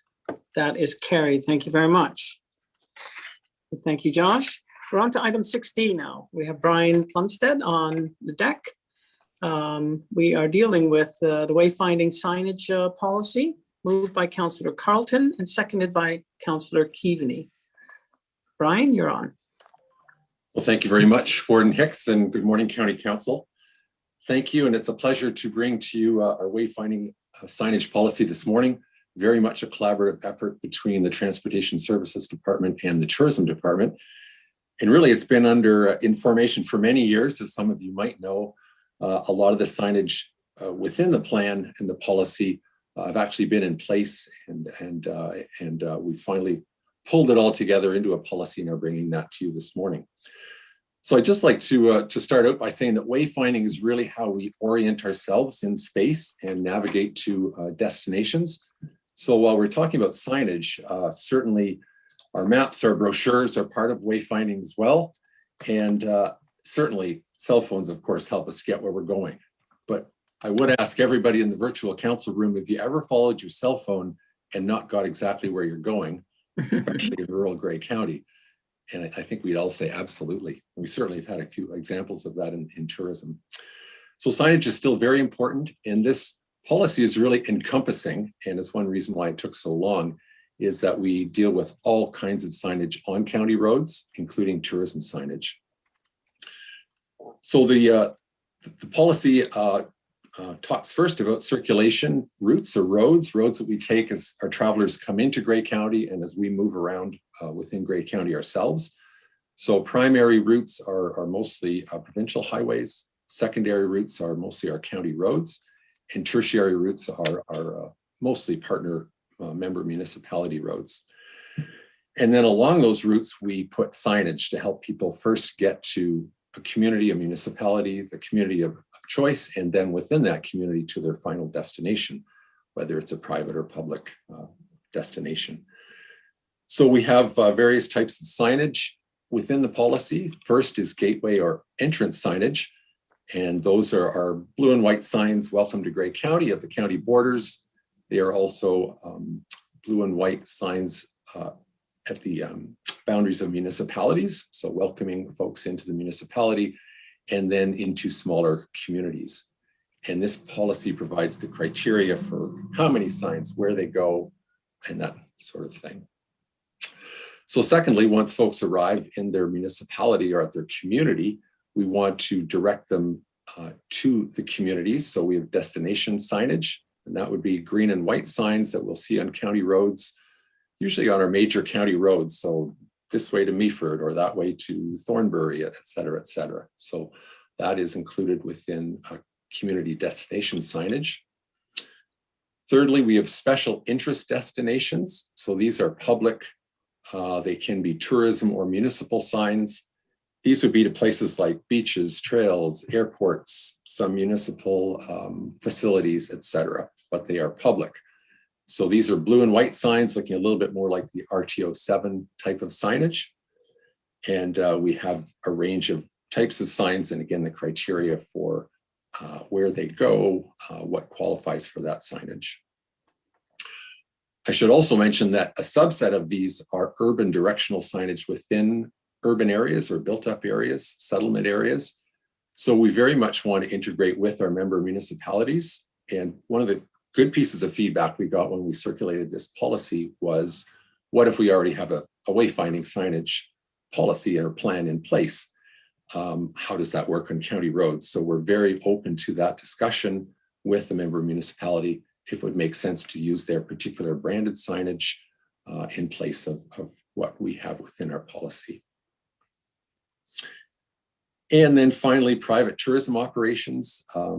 We are calling this part of our signage policy the Grey County Tourism Oriented Destination Signage. So it's very much in line with the provincial TODS signage that you'll see on provincial highways. And we follow pretty much their list of tourism operations and just bring it down to a county level. So that includes both larger signs for major tourism attractions and the smaller fingerboards for most of our tourism businesses across Grey County. So I think that's pretty much for the signage. One type of signage that isn't included that we contemplate coming in the future is cycling signage, but we're still very much in the formation process. So at some point in the future, that may come back to council for approval. And then I guess the final piece in this report is we are asking council to approve some offsetting funding for our private tourism operations who have really been greatly impacted by COVID. In 2020, we're asking for approval to basically forgive their signage costs at a cost of about $12,000. And that would be offset by the federal provincial Safe Restart Municipal Operating Funding. So with that, Warden Hicks, I think that concludes my report, skipping across the top, but I'd be happy to take any questions if there are any. Thank you very much, Brian. Council, are there any questions? Councillor Potter. Thank you, Brian, for your report. Very good as always. And I did have a question though for counties on the boundaries with other counties, which probably takes in just about everybody, or at least most. And sometimes you drive by and see 3 signs in a row. One says Grey County, one says the name of the municipality, one says the name of the local community.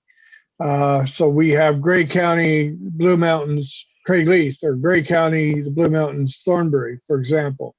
And I know that exists in other places, and I think it's more confusing than it is helpful.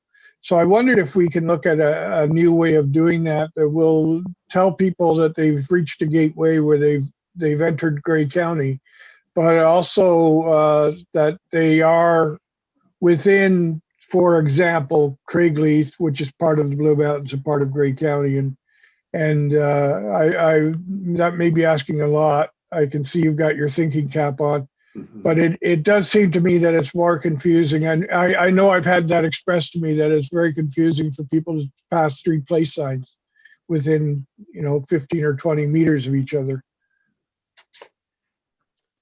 Right. Thank you for the question. And through you, Mr. Warden, we certainly can take that back. I'm not sure if Pat Hoy has any further thoughts on that. We certainly can look at it, and we talk to our colleagues I know on both the Bruce borders, the Simcoe County borders, and North Wellington to the south. So we can certainly take that under advisement. Okay. Any other questions from council? Councillor Keaveney. Thank you, Mr. Warden, and through you to Brian.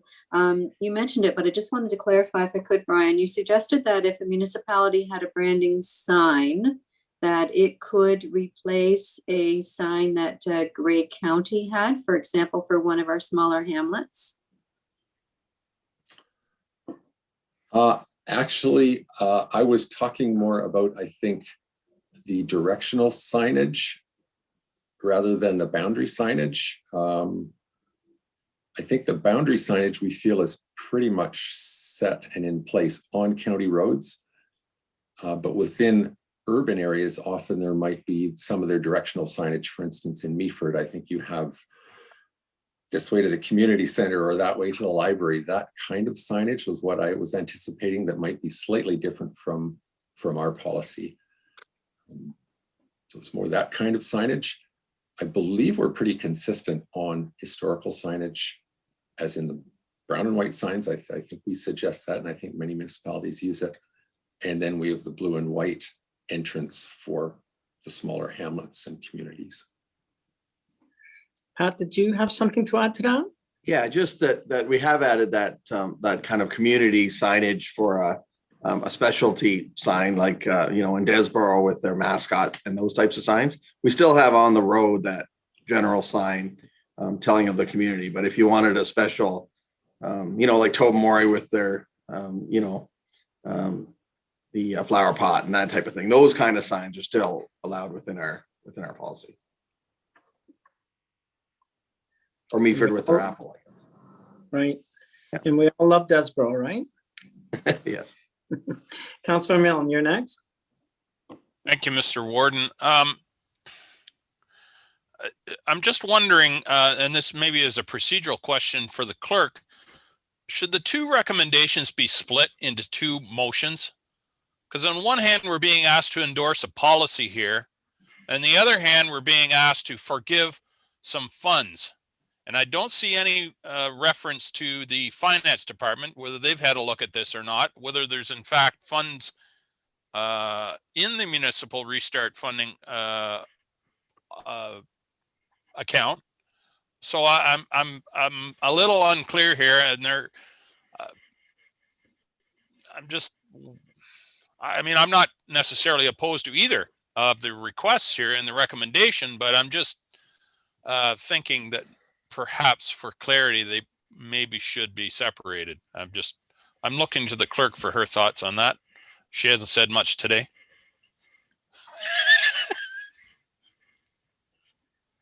Through you, Mr. Warden.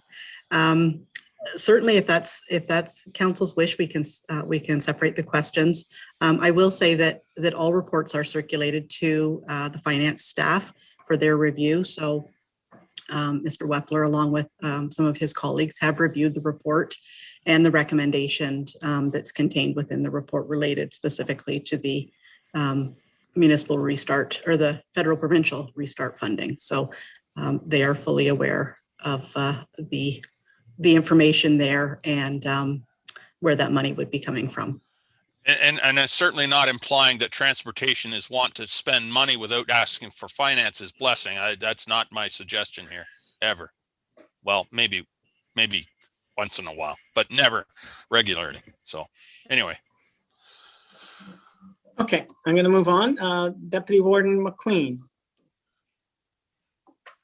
Well, thank you, Mr. Warden. And just a couple of points. It does talk about in here on the report, talks about historical community signs. But I did have an email that was reached out to from my, I guess it would be the chair of our IMHAC, which is part of our Heritage Committee, and sort of raised the part about where there are designated heritage areas like cemeteries and other historical, recognized areas within our county. And could there be consideration or, so if you're going down, for example, Gray Road 4 and you're going by Gray Road 14 and, there would be a sign that would say the Old Durham Black Cemetery, for an example, people would sort of see that wayfinding sign just to know that that's a very historical site. And I just take that as one example of a few, and we as Grey Highlands have recognized those areas. So I know historical community signs is talking more about maybe the hamlets and stuff like that, but I just wondered if that is something that for consideration could be, thought of in the sense, because those are very important when people come into our community. They look for that kind of stuff. I know I look for that kind of stuff when you're traveling around. So I don't know if there's any comments there. I know I did forward it on to the CAO, to the contact Nancy Matthews, who is that person, and maybe to have further conversations there. But anyway, just sort of, just asking if that something could be considered, because it just shows how rich in history Grey County is. Brian? Sure, through you, Mr. Warden. It's a great question. We do have a historical marker sign type within our policy. So it is for eligible historical location destinations. And it's a blue and white historical plaque, Grey County with an arrow. So I believe we do have that kind of sign type, and that would be very appropriate, I think, for that location. So absolutely, we can look at that. Okay. So maybe just a follow up to that, Mr. Warden. So is there a possibility of maybe reaching out to the lower tier municipalities to sort of identify some of those particular sites? Because again, it's all about sharing to those visitors, and if that's a possibility, I think that would be something that if we could continue to work on that and get the right documentation in the right areas, just to sort of be consistent throughout the county, as well as those that are more proactive in that site. Thank you. Certainly, through you, Mr. Warren, just very quickly, absolutely. And I was just on the call with Jill Patterson from Grey Roots for this call, and I think it would be a great opportunity to reach out and recognize some of those important historical destinations across Grey County, especially at a time when maybe folks can't get right into the museum. So absolutely, we'll do that.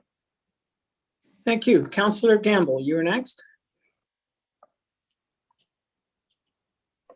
Yeah, this question maybe isn't so much to address to Brian, but in Chatsworth, on Highway 6 and 10 at Kettle's Corner there's a Municipality of Meaford sign.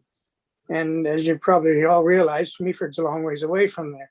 We get more calls on people stopping there and asking, well, where is Meaford? Well, you're still 20 miles away. That's just, I don't know what you do about it, but. Brian, or maybe Pat? Yeah, we'll have to, that's sort of news to me a little bit. We'll have a look into that and see what the situation is there. We haven't really got calls on that, but I'll look into that. Thank you. I think that's it for questions as far as I can see. So with that said, maybe I will call the question. All those in favor of the motion? Oh, sorry, anyone opposed? My apologies for misdirecting you there. Is there anyone opposed? Seeing none, that is carried. Thank you very much, Brian. We're on to item 6E now, dealing with the Dundalk Medical Clinic Memorandum of Understanding. Randy, you're on deck for this, and it is moved by Councillor Keaveney and seconded by Councillor Woodbury. Randy? Great, thank you. And can everyone see the screen? Yeah, yes. Great, excellent, thank you. So good morning, councillors. So in June of last year, council supported in principle a proposed medical health center in the settlement area of Dundalk in the township of Southgate. Staff were directed at that time to work with the township and Southeast Grey to address land matters associated with the proposed health center, including potential land transfers and leases. So just the map on the screen shows the subject lands, which are located between Proton Street North, we got Dundalk Street here, and Gray Street West to the west here. The CP rail trail runs through the subject lands, as you can see on the map here. We have had further discussions with Township and Southeast Grey staff, and based on those discussions, it's recommended that a portion of lands owned by the county that is adjacent to the CP rail trail be transferred to the township. So these lands are shown as yellow on the map and shown as part 2 on the draft reference plan, which is figure 2 within the staff report. These lands will be used to establish an overflow parking area for the proposed medical clinic. The township will then be able to enter into a lease or other agreement with Southeast Grey Community Health Center for the parking area, as well as lands currently owned by the township as shown in purple on the map, or which are also parts 17 and 18 on the draft reference plan. So the proposed medical clinic would be approximately located here. And as mentioned, the lands to be transferred to Southgate are the lands shown here in yellow, which are adjacent to the CP rail trail corridor. So the land shown in blue on the map represents the CP rail trail corridor, and these lands will remain under the ownership of the county, along with the lands east of the yellow area, which are lands that the county currently leases to Huron Bay Co-op. So those are the lands, just a little bit, you can see them slightly here, but these are lands that are currently leased to Huron Bay Co-op. Again, at this stage, it's recommended that obviously those remain under the ownership of Grey County. The lands shown in red are for what we're proposing as a trail user parking area. So that's shown here in the corner of Gray Street West and Proton Street North. It's recommended that this area also be retained by the county. The trail user parking area would initially be constructed as part of the medical clinic project in exchange for the lands to be transferred to the township. The trail user parking area will include parking spaces for trailers for ATV snowmobile users, as well as parking spaces for other trail users.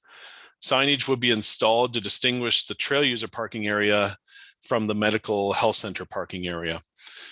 The township or Southeast Grey will maintain that trail user parking area as part of their ongoing responsibilities for this overall project, with the county providing funding to offset the cost of the maintenance. By retaining these lands, not only will the county have a parking area that supports users of the county's CP rail trail, but the county could also consider repurposing these lands for a future train stop should rail return to the area. So that's another reason why staff are recommending that these lands be retained. This slide here shows a portion of the concept plan for the parking areas, as well as the proposed new medical health center, and is figure 1 in the staff report.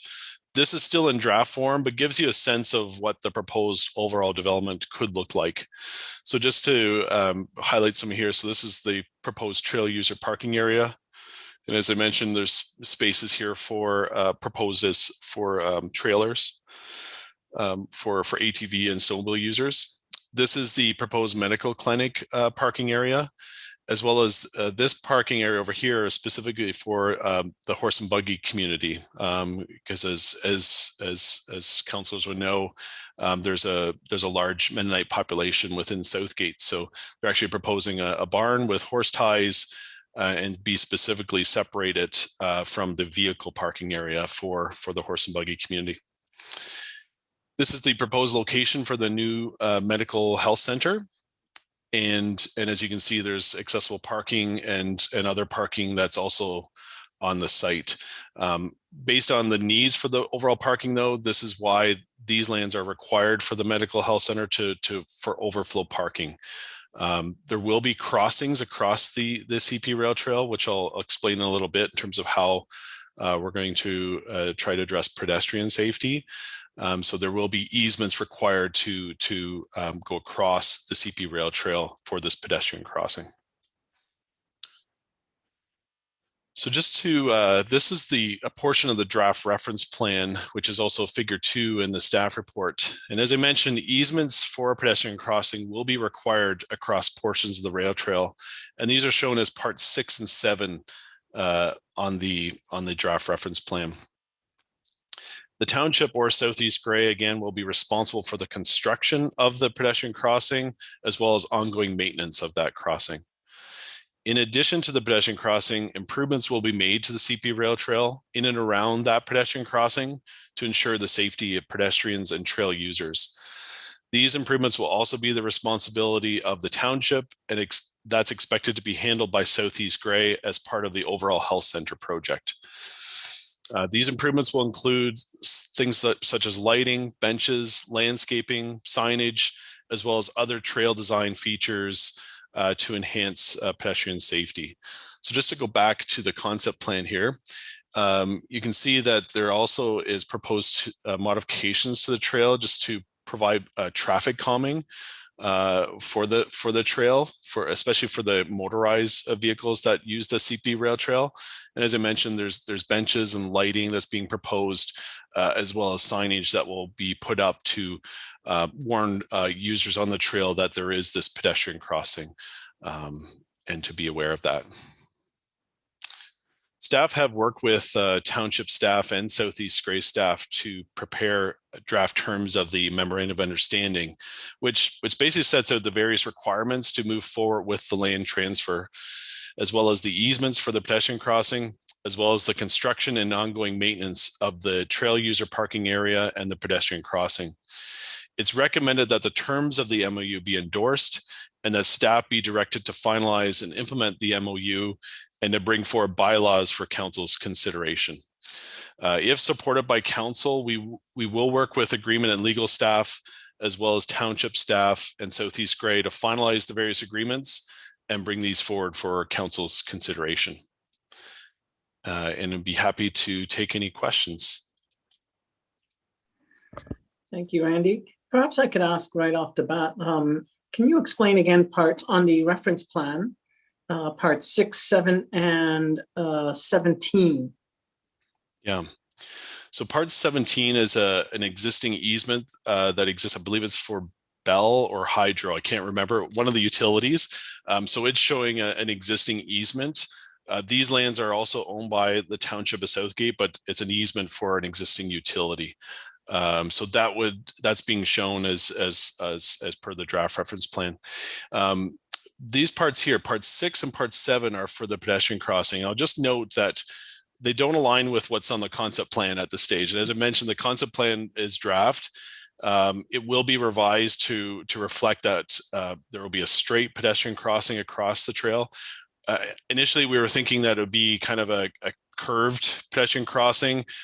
We think from an overall design perspective, it's best to have it just go straight across the CP rail trail. We can then use signage and other design features to make sure that those pedestrians are safe. So the draft reference plan is more correct in terms of where the pedestrian crossing will go, and the concept plan will be revised to reflect that. So I should have pointed that out earlier, so I apologize for that. Thank you, Randy. I can't see all of council, but does anyone have? I can stop sharing my screen here. Tom, did I see you waving your hand, or you were just touching your head?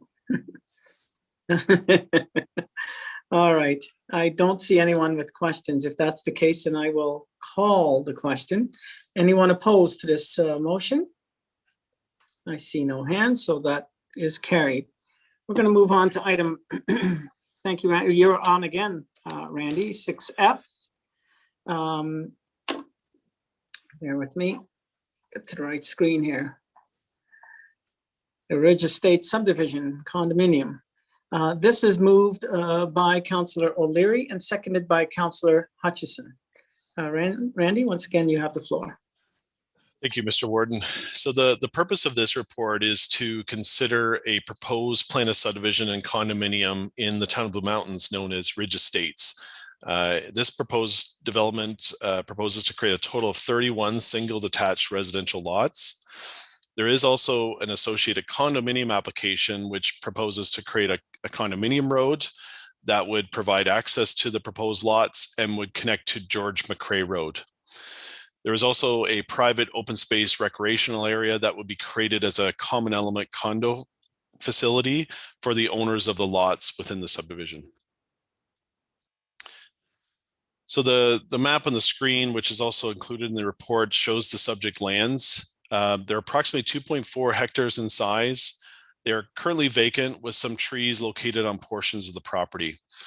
The property is located in what's known as the Camperdown area, which is located south of Highway 26, approximately between Town of Thornbury and Grey Road 19 as you were to turn to go to the village. The lands are located south of the Georgian Bay Club, and you can see the golf course holes here on the air photo on the screen. A residential development exists to the east of the subject lands, which is known as the original phase 1 to this overall development. Farmlands exist west of the subject lands, and directly south are vacant lands. The subject lands are approximately, the proposed development also requires, a zoning amendment, which has been approved by the town, and the lots will be serviced by municipal water and sewer services. So this slide shows the proposed plan of subdivision, which as noted includes 31 single detached lots, a condo row block. So you can see the condo row that's being shown here, as well as a private open space recreational area, which will be located approximately here. In terms of the public comments received, there was a public meeting that was held on October 7th, 2019 in the town of Blue Mountains. Members of the public provided comments both in writing as well as comments at that public meeting. A table has been included in the report which summarizes the public comments received and how those comments have been considered or addressed. I'll just highlight on some of the comments. There were concerns regarding the state of the phase 1 subdivision lands. And as mentioned, those are located east of the subject lands, and that this proposed development should be considered premature until the phase 1 lands are brought into compliance, including road upgrades to the existing George McCrae Road, as well as street lighting and other things. The town has acknowledged that the phase 1 Ridge Estates to the east of subject lands does not meet town standards at this time. And draft plan conditions have been included, which addresses required improvements to George McCrae Road and the timing for those improvements as it relates to this proposed development. And those conditions were recommended by the town. And from what I understand was part of a lengthy discussion between the town and the developer to arrive at an agreed upon route with respect to those matters. With respect to concerns, we also received concerns about additional residential development encroaching close to active agricultural lands. So as I mentioned, there is a farm property west of the subject property. There were suggestions provided to mitigate against some of those impacts, as well as mitigating impacts to wildlife corridors in and around this area. The subject lands are designated within a settlement area, and therefore minimum distance separation does not apply. Draft plan conditions have been added to require fencing to provide a separation between the residential developments and the land surrounding the subject property, which will also help to delineate the property limits. A draft plan condition has also been added to require necessary notice and warning clauses regarding the adjacent agricultural lands. With respect to the wildlife corridors, there was an environmental impact study that was completed for the proposed development. That's been reviewed by Grace Sobel and the Niagara Escarpment Commission. Draft plan conditions have been added requiring such things as a landscape and tree vegetation protection plan in accordance with that environmental impact study. There were concerns regarding old development signs at the entrance of George McCrae Road, and recommending that they be removed. And since that time, the signs have been removed. There were also comments supporting the proposed single attached units. However, comments were also received recommending that the density should be consistent with the existing development in the area. The proposed density is less than what was previously permitted on the subject lands. However, the lot sizes are smaller than the existing Ridge Estate subdivision to the east, or the Phase 1 lands, but it does conform to the density policies in the town's official plan. There are also concerns over the potential use of short-term accommodations within the development. And the town zoning bylaw does not permit short-term accommodation units on the subject lands. And we have also included a condition of draft approval noting that short-term accommodation uses are not permitted. There are also concerns about the proposed private recreational facility and pool and question the need for such facility. The proposed facility could be utilized to either construct a private rec facility, or they could be used for passive recreation open space uses or additional visitor parking. So details on the final use of the lands will be determined at the detailed design stage of the project. So based on the comments received from the public, staff are of the opinion that the comments have been addressed through either draft plan conditions or through technical review and agency comments. In terms of agency comments received, we received comments from Historic Saugeen Métis and Hydro One indicating no objection. We received comments from Canada Post saying that mail will be delivered via essential community mailboxes. We also received comments from Union Gas or Enbridge indicating they have no objections and that easements will be required to provide service to the development at no cost to Union Gas. We also received comments from Grey Sawville Conservation Authority. They identified initial concerns regarding floodplain mapping and stormwater management. Additional information was provided by the applicant and to address those concerns. Grey Sawville Conservation Authority have reviewed the conditions of draft approval and supports the recommended conditions. We also received comments from the Niagara Escarpment Commission. They recommended conditions regarding the protection of trees and vegetation along the boundary of the site. And they also made recommendations regarding grading and height provisions, and those will be addressed as part of the detailed design stage. With respect to the town of Blue Mountains, a town staff report was presented back in March of 2020, which recommended support for the proposed development and recommended some draft plan conditions. Further town staff reports were provided to address such matters as required improvements to George McCrae Road, as I mentioned earlier. Also to deal with land transfer required to accommodate the driveway entrance, as well as required utilities from George McCrae Road to service this development. There's also matters regarding the removal of stockpiles, as well as the lifting of a 1-foot reserve. Town Council supported the recommended conditions of draft approval on January 27th of this year, and those have been included in the recommended conditions attached to the report. So the subject lands are designated as recreational resort area in the county official plan, which is an area to focus new residential and recreational growth in the county.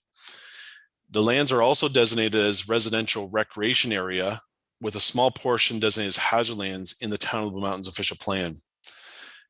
This designation within the town's plan permits a wide variety of housing types and a maximum density of up to 10 units per hectare.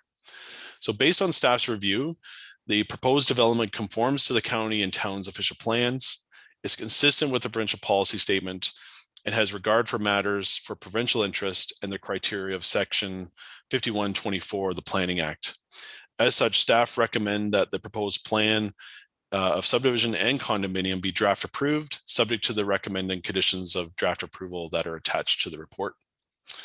And I'd be happy to take any questions. Thank you very much, Randy. Council? Any questions? I see Councillor Soever. Yes, thank you, Mr. Warden, and thank you, Randy, for the report.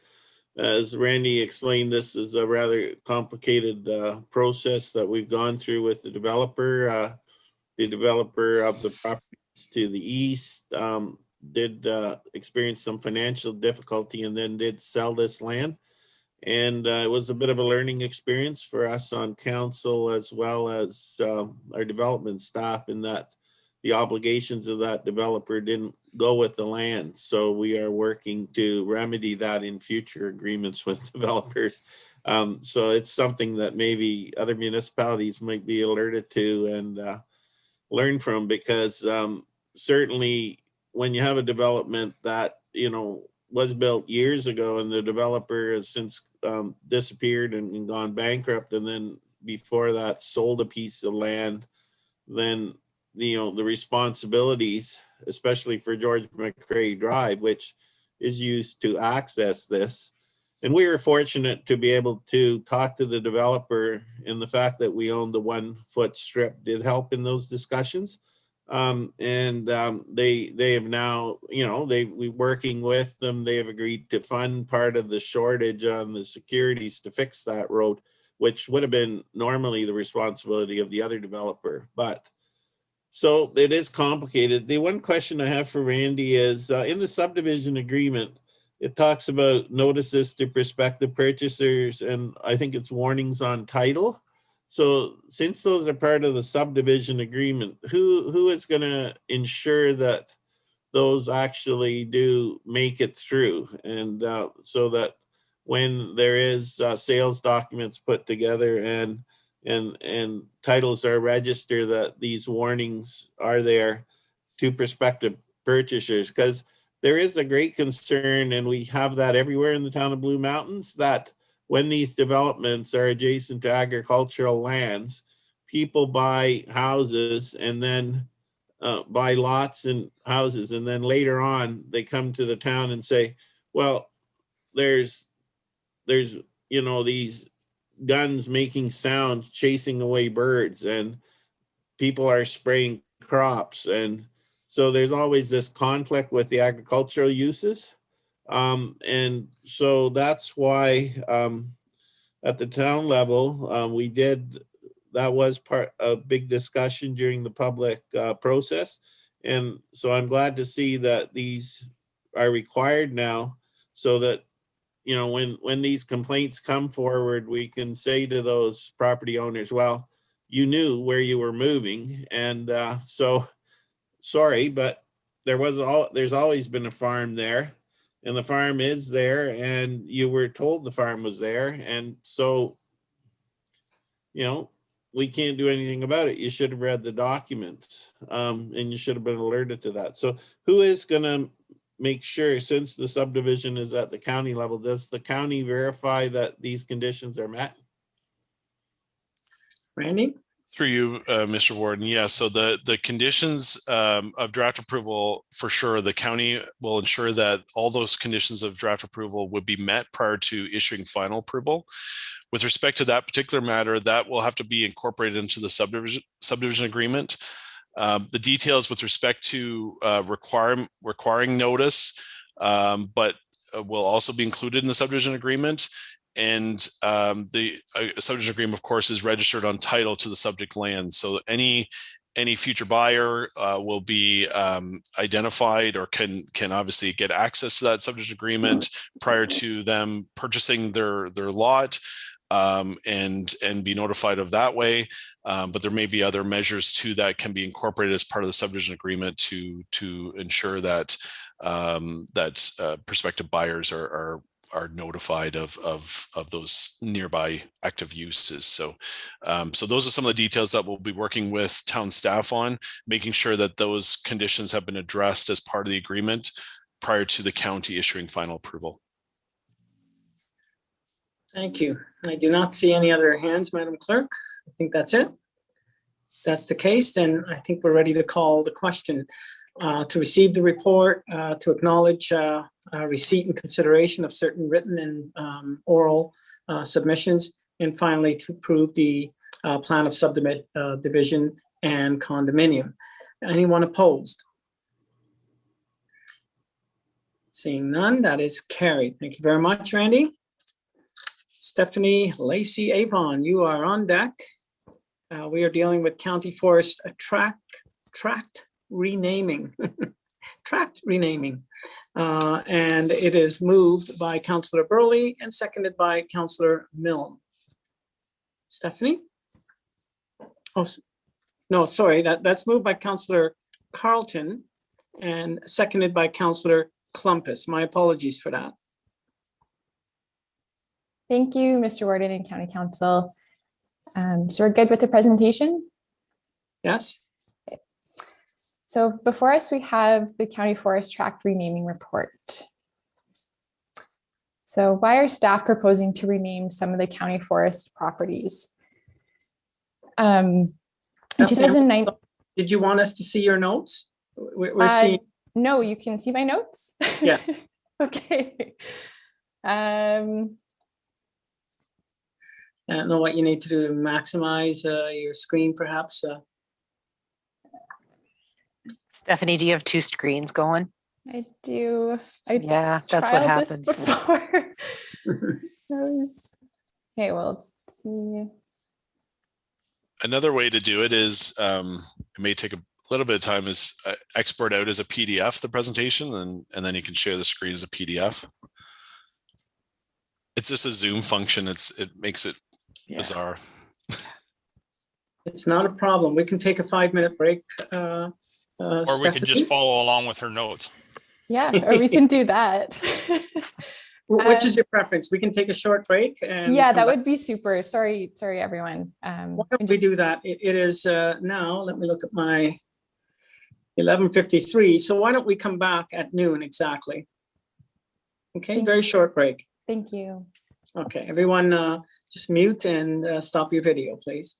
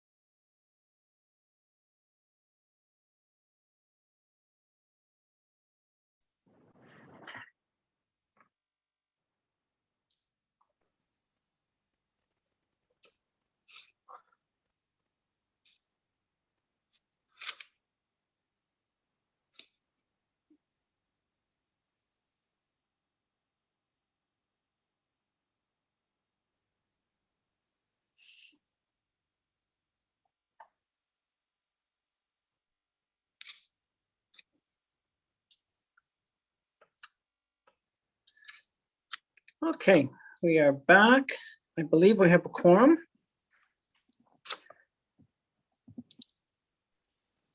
So I will just move things along. Rob, am I good to go? You're good to proceed, Mr. Warden. Thank you very much. So we're back dealing with the county forest tract renaming. And Ms. Lacey Avon, you have the floor. Thank you. We'll try this one again.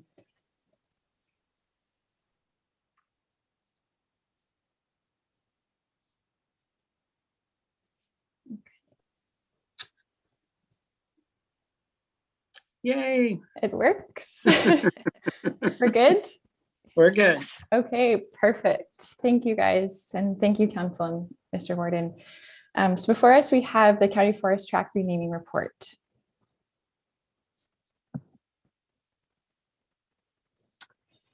Why are staff proposing to rename some of the county forest properties? In 2019, the planning department implemented the recreational trails master plan. And part of that, there were recommendations to improve the county forest properties. One of them was to consider a unique name for each county forest tract in accordance with the county's asset naming policies. So staff are working on ways in which to better promote our county forest properties. And this initiative falls under that umbrella really nicely. So we're looking to add the following changes to some of the county forest property names, such as cardinal direction, so north, south, east, west. Consolidating property names if the adjacent property is, if there's a property adjacent to one another, to have it named as the same name. And as well to emphasize sense of place. So we consulted a variety of individuals throughout this process. We connected with our Grey Roots archive staff. They have a fantastic resource that outlines Grey County historic communities. We also connected with Grey Stauble Conservation and Saugeen Valley Conservation Authority to identify some of the unique significant natural heritage features in proximity to some of these select properties. We also connected with Grey County Tourism, Communications Manager, and Camp Oliver Forest Group, as well as Saugeen Ojibwe Nation. The resources referenced throughout this process specifically was the corporate asset naming policy. Throughout that policy, there's general preference given to certain names, and staff have opted to stick to the above four criterion. So looking at names that would look to provide a sense of place, continuity, and belonging, reflecting the geographic location, community, or neighborhood, recognize historical significance of the area, reflect unique characteristics of the site or asset, and recognize the native flora and fauna.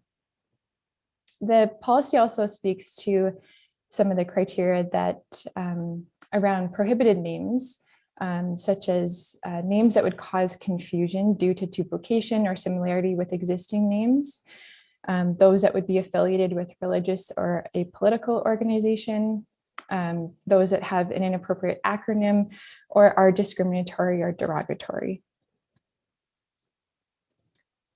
So I'll be going through the table provided in the report quickly. And so we have track number 1, just for your reference as well, the report includes a PDF map. So if you want to follow along with that map, it might help just to orient as we'll be going through all these properties, and they're located all throughout the county. So we have track number 1. Its current name is Artemesia Osprey Town Line, looking to rename it Lady Bank. It is one block away from the historic community of Lady Bank. We have track number 2, Artemesia Euphrasia Town Line, looking to rename it to Eugenia, located 2 concessions north of Eugenia Lake, and it's located near Eugenia settlement area. We have Collingwood 19, suggested rename to Gibraltar, just north of Gibraltar, a historic settlement, historic Grey County community. We also have Collingwood Osprey Town Line, looking to rename to McKean's Mills. It's close to historic community McKean's Mills. We have Collingwood Landlocked, That name certainly doesn't inspire for you to come there and carry out any recreational activities. So we're looking to rename it to Colapore Headwaters. It is a landlocked property, but it is connected to various provincial as well as conservation lands. And so there is access to it through other trail networks. So Colapore Headwaters is there's a Colapore Headwaters wetland feature in proximity to this property. We have tract number 11, which is currently named Drumore East, looking to remove the east from that name to rename it to simply Drumore. Drumore was a previous historical settlement in Grey County, and we don't believe including the east is required to orient people to this property. We have Camp Oliver. We have a lot of Camp Oliver names throughout this, so I hope to kind of provide clarity, and we can definitely revisit this after going through them. We have track number 12, which is currently called Camp Oliver Egremont, looking to rename Camp Oliver East. It's connected to track number 19, so we're looking to simplify this area by naming track 19 and track 12 the same. It's located in proximity to where the former Camp Oliver camp was, and it's adjacent to Camp Oliver Road. We have track 13, Four Corner, looking to simply spell out 4. We have track 17, Camp Oliver Glenelg, looking to rename to Top Cliff North. It's located in proximity to the other Camp Oliver properties, so we're hoping to alleviate some confusion there. And transitioning to Top Cliff, which was a historic community in the former Glenelg Township, and it's there's also a Top Cliff swamp wetland complex located east of the subject lands. The following is we have track number 19, Gray Main Camp Oliver. So we're looking to name it Camp Oliver. Again, same as track number 12. We have track number 21. It's called Camp Oliver, looking to rename that one Top Cliff South. It's connected to track 17. It is bisected by a road, so we're just looking to include the cardinal directions there. For track 22 and 23, we have the Rocky Saugeen. We're hoping to add east and west just to better orient individuals. We have Highway 10, looking to rename it to Hamilton Creek. Portion of Hamilton Creek Wetland Complex is located on the property. We have Taylor Road, looking to rename to Robson Lakes. Immediately adjacent across the street is the Robson Lakes ANSI, so the area of natural and significant interest. We have Camp Copper Kettle for track 31 and 32, looking to add cardinal identifiers, so north and south to these properties for better reference and orientation for individuals. We have track 33, which is currently named Lake Francis, and hoping to just flip those words to Francis Lake, as it's commonly known locally as Francis Lake. We have track 35, which is the quarry property. It's called Quarry, again, does not inspire recreational use. So we're looking to consult, and we've connected to a Saugeen Ojibwe Nation on this property specifically. They are keen and willing to help us rename this property. We just unfortunately haven't had them provide us with that name as of yet. But they've done this in the past, and what they typically do is they will visit the property with some of the elders of their community, and they look at what the environmental features are on the property, as well as any other local historical context they can provide, and will come up with a name through that process. So we're really looking forward to connecting with them further on this specific property. And then finally, we have tract 45, which is called Chatsworth. And surprisingly, that property is actually located in Meaford. So we're looking to limit confusion with this one and call it Sunny Valley North and South. There are 3 properties in total. They are bisected by Sunny Valley Road. So what does this mean in terms of resource allocation and implementation?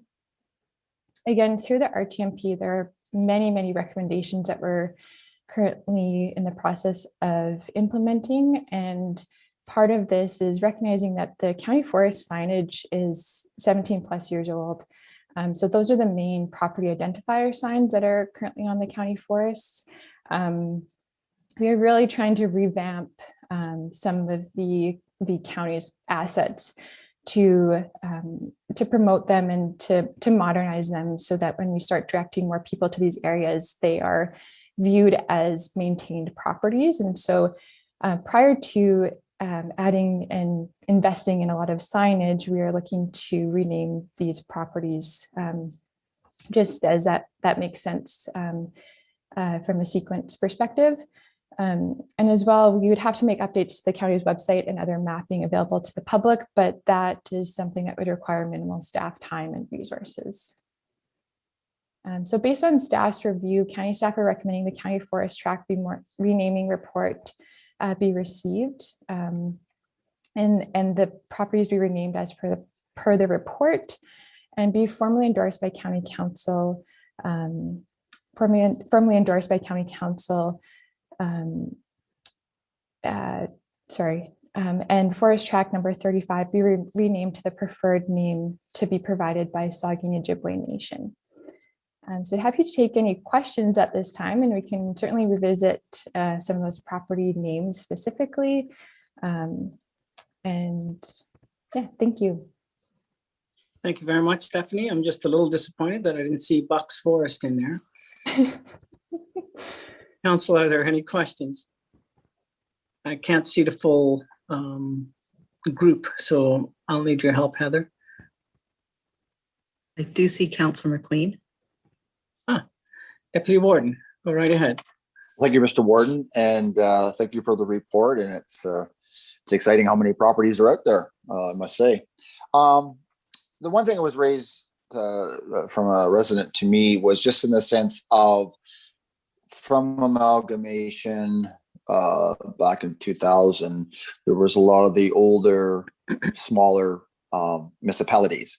And the thought that was presented to me was, could that be a possibility that you, in those areas, could some of those forests or areas be named like Artemisia Forest, or for example, there's an Osprey wetlands that's down on the very east side of Grey County and the old part of Osprey. And it was just something that was raised to me, and I just threw it out there for discussion. And it's sort of recognizing our history of the smaller municipalities that are out there, just in keeping those names sort of a memory type of thing. I just throw it out there for discussion. Thank you.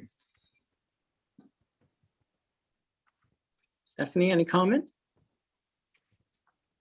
Yeah, certainly, Councillor McQueen, that's a really good point. And it was actually something that the Grey Roots archivist flagged as well through consultation with her. The piece that's a bit challenging is trying to balance how you would adequately promote these properties so that people would be able to get to them from a tourism perspective, while also recognizing that there may be opportunity to name and keep those historical names attributed to these properties. So the piece that we struggled with a bit was that some of the properties are named by, and they've included the previous townships. They are named though with the names of the town line. So the Artemisia Osprey town line, and so the historical significance of those previous or the older townships have been incorporated through a lot of the road networks. And so that's what makes it a bit challenging. If we were to associate the names to the county forest properties, there then gets to be quite a few names that are very similar in a certain geographic area, but it's certainly something we can look into further for some of those specific properties. It's just ultimately to look at, are there ways to limit confusion when moving ahead and promoting some of these properties? But it was definitely a piece that was discussed, and I definitely understand the value in preserving that historical significance. And just to follow up, Mr. Warden. Absolutely. And yeah, if you had more than one property that was in the old boundary of that particular township, then it would be a little tougher. You couldn't have Artemisia 1, Artemisia 2, I understand. But anyway, it was brought to my attention, so I thought I'd throw it out there for discussion. And I don't know if there's any other discussion around the table, but thank you very much for your response to that. Thank you. Okay, I do not see any other hands. So with that said, I will call the question. Thank you very much, Stephanie. So on the motion to receive the report and to adopt the naming recommendations therein, is there anyone opposed? Seeing none, that is carried. Once again, thank you, Stephanie. Thank you. We are on to other business. Now. Yep. Oh, no, we have one item pulled from the consent agenda, Mr. Warden. Yes. My apologies. 6G. And so we need a mover. I'm going to say Councillor Soever, you're probably prepared to move. Yes, I'm prepared to move this. And seconded by Deputy Warden McQueen. Councillor Soever, you have the floor. Yes, I'm just pulling this. This was a resolution that we passed at our council. And certainly, you know, this is something that we focused on in the town of the Blue Mountains for first 2 years of our term, is tracking down all of our missing assessments. And we've been very successful at that. In fact, we, over the last 2 years, we found $1.8 million of tax revenue. That's also meant an additional $1.7 million of tax revenue to Grey County. So when I look back at our history, it's not quite that rosy in that I'm just trying to find the numbers here. There we go. Yeah, so prior to that, the 4 years under the last council, we only captured about 58% of our building permits. The last 2 years, we've caught up substantially by capturing 215% of the last 2 years building permits. So obviously we can't actually find more supplementary than we have building permits, but you can look back 3 years. So we've caught up quite a bit. And so that has meant an additional 500 million of assessment in our community, which has brought us this extra tax revenue. And had we continued on at the rate that we did before of capturing only 58% of our tax revenue, we would have had an 11.4% higher tax rate at the local level than we do today. So the impact is quite substantial. So I did look at the rest of Grey County, and I was very pleased that there are several communities that are capturing almost 100% of their building permits since 2014. I look back 5 years in the FIR data. There's 2 communities that are capturing almost 100%. We're catching up. Our average for those 5 years, which didn't include 2020, was about 77. There are another 2 communities that are in the same kind of range, but there are 3 communities that seem to be capturing less than 50% of their building permit data. So there is a significant shortfall in what the county should be getting in taxes from those communities. So this is why I brought the motion at Blue Mountains Council to bring to County Council. And I would like to propose that we receive this and direct staff to do a quick assessment, much as I did, based on the easily available data. My assessment's an estimate because I don't have the details of the supplementary, which the county has.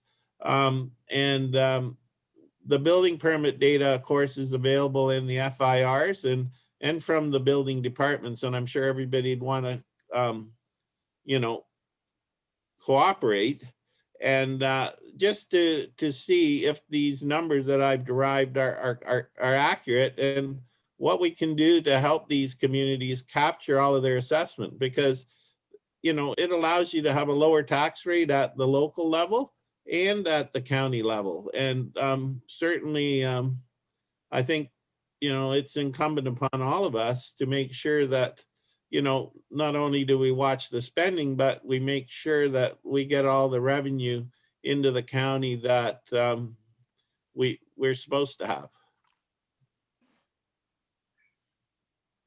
Okay, thank you. I believe that what you're proposing is an amendment to what we have, because we have just to receive. Yes, exactly. Yeah, the one challenge is that the resolution was sent to each of the lower tiers, correct? Yes, as well as the county and as well as MPAC, and MPAC has offered to help in any way they can. Okay, so Madam Clerk, I need some help from you.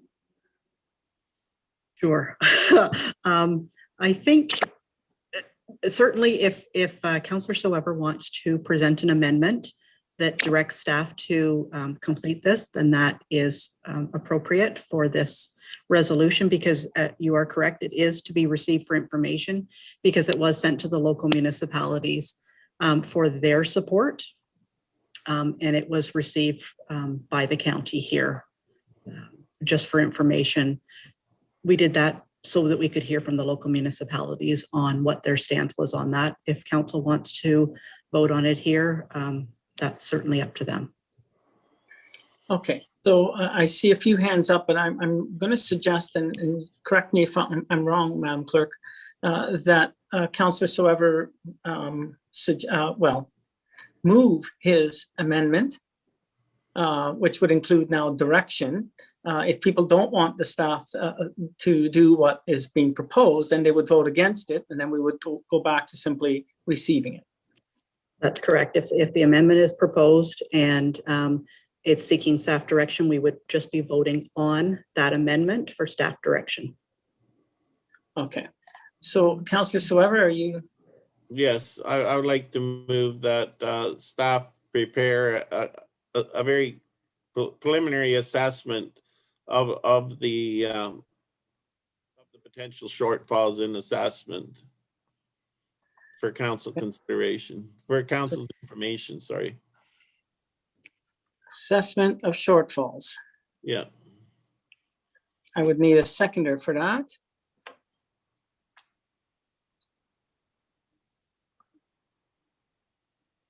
We do not have a seconder. Oh, we have a seconder in Councillor Potter. Okay, discussion now. I acknowledge that there were some hands up previous to this. Well, I'm going to entertain discussion on the amended motion. Councillor Body. Yeah, my thinking is I'd rather just have received it here at this level because we're going to have to discuss it with our lower tier treasurers and respond. And from my thinking, it makes more sense for us to respond from lower tier back to the town of Blue versus getting the county involved, which then gets our treasurers involved. Yeah, we're going to get to the same place, but I think it makes more sense to do it from the lower tier than from the county. So I'd rather receive it here. Thanks. Thank you. Councillor Milne, I noticed you took your hand down. I was just whatever he said. Yeah. Okay. What he said. Yeah. Ditto. Yeah, okay. That guy. Yeah, that guy from Mount Sound. Yeah. Anyone else? I see no other hands. I see a few chuckles. So I guess we are ready to call the question. Is there anyone opposed to the motion? Sorry?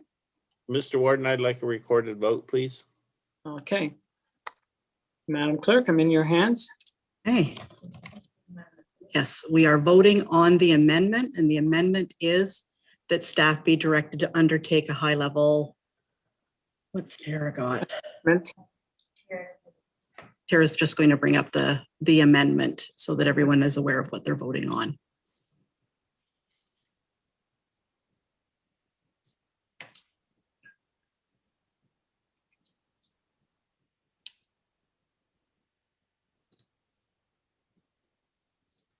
So the motion be amended to strike out for information and add the clause staff be directed to undertake an assessment of the potential shortfalls in assessment for Grey County.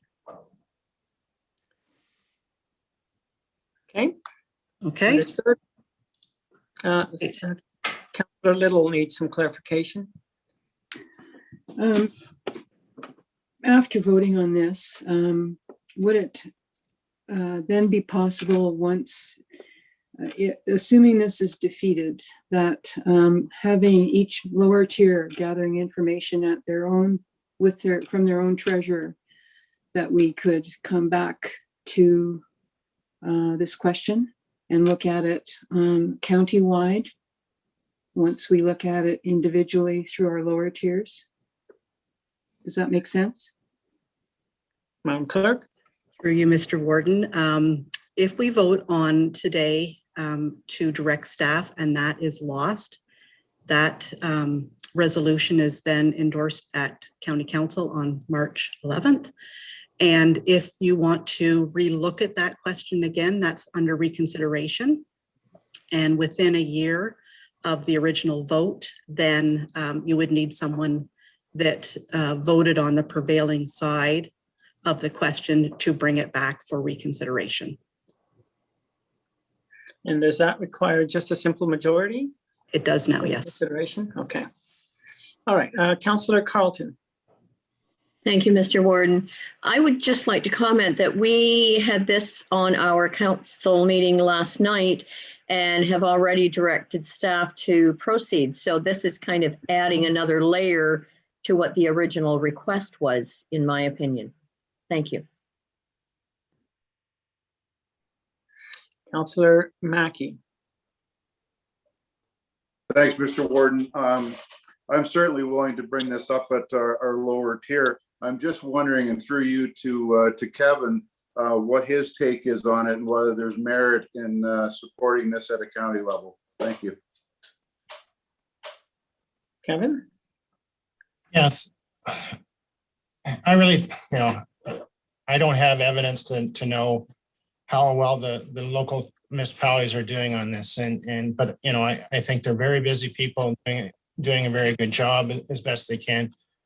Saying on it, when the county doesn't issue building permits or have the local knowledge of those building permits and what's happening, it'd be difficult for me to analyze this without going through each local treasurer and the building departments to figure that out. But in saying that, the county has done other audit exercises that we've looked at year-over-year changes on properties, looked at anomalies with vacant properties, looked at the values of the land and things like that. That's something here more that we could do. But when it gets right into those building permits and stuff, I'm saying I don't have the local knowledge to, maybe a building permit was issued, but maybe that building hasn't moved forward and is sitting in as a shell or something and it hasn't come on, and there's reasons for that. So those are my initial reactions to this, that it'd be better for the local treasurers to respond, I guess, but it's not to say that the county doesn't have a role. Like I said, we have done other audits here where we can utilize things here at the upper tier level to identify issues and then work with the local treasurers to say, okay, is there something wrong here? But I hope that helps answer the question.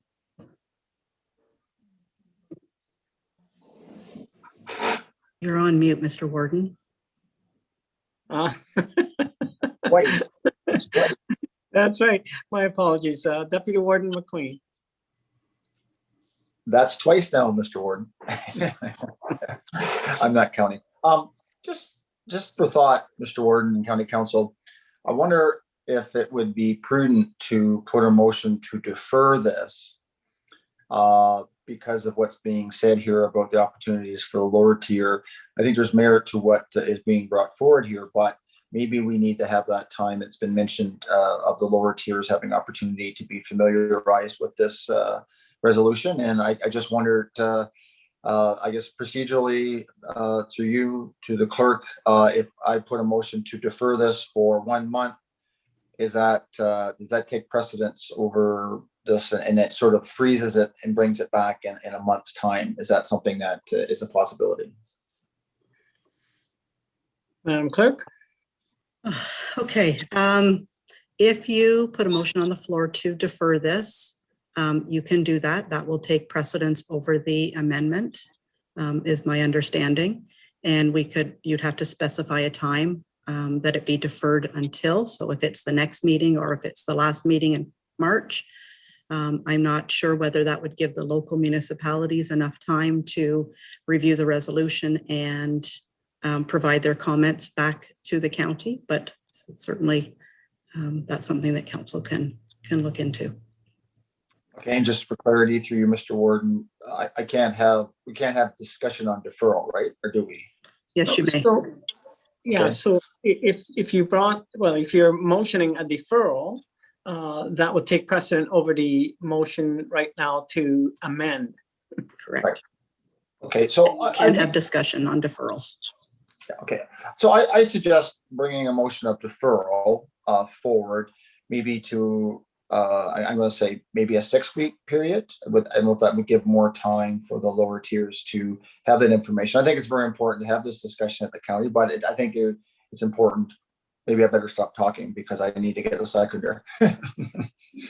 So I do move a motion to defer this for 6 weeks to give opportunity for the lower tiers to comment first. Okay, and so I'm now looking for a seconder. I see Councillor Robinson with her hand up. Are you agreeing to second? Yes, pardon me. Yes, Mr. Warden, I will agree to second. West Grey Council will be looking at the correspondence from the town of the Blue Mountains on March 2nd. And I'm thinking within the duration, it would also give the lower tier councils an opportunity to consider this if they have not done this already. I think it's prudent. Thank you. Okay, so I'm now inviting comments on the motion to defer. I see hands up. Councillor Soever, are you going to be commenting on the motion to defer? Yes, I'm very happy with deferring that. Obviously, if it requires to be effective, it would require that all lower tiers do look at it. And so I'm happy to revisit this in 6 weeks when they've had a chance to.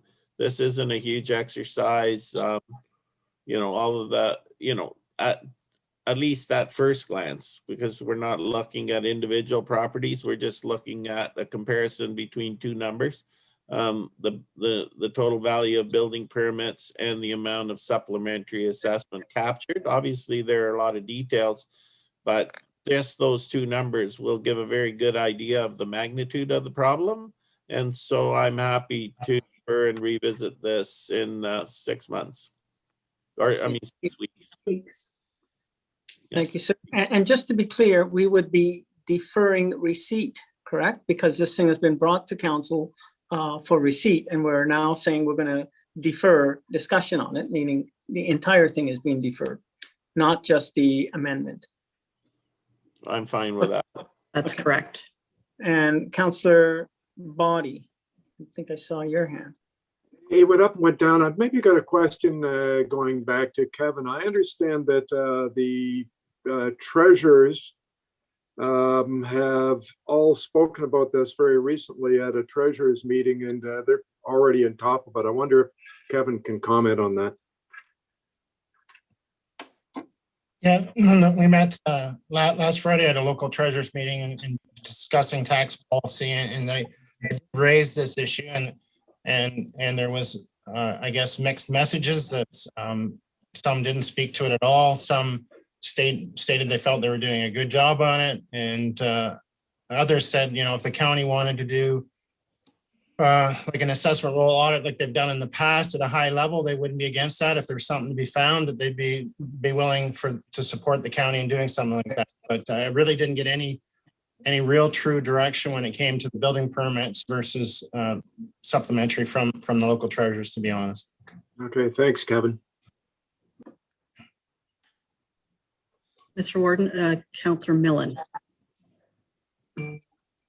You're on mute, Mr. Warden.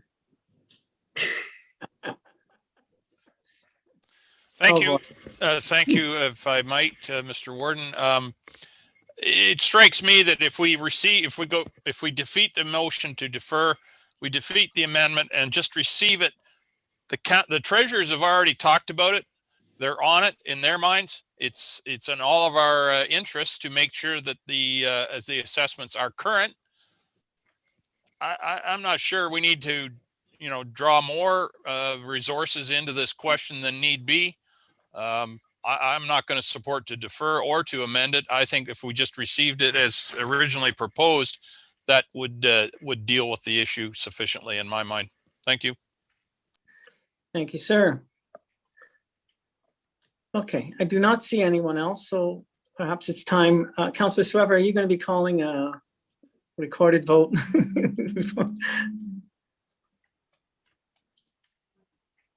I guess not. I'm Okay, fine so with that. Okay. You're fine with me just calling the question? Yes. Okay, so is there anyone opposed to the motion to defer? I see one.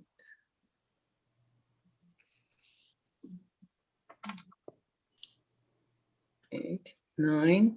Since it's that close, I will ask for a recorded vote. Okay. Okay. So you are voting just whether to defer or not. I'm off mute. Yes, I am. Okay. Councillor Mackey. In favor?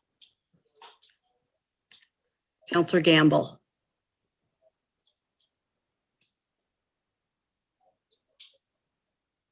Councillor Gamble.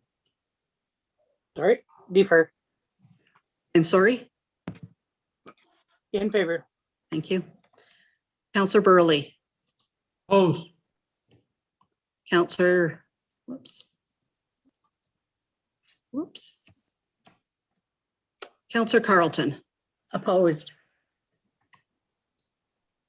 Councillor McQueen. Support. Councillor Little. Opposed.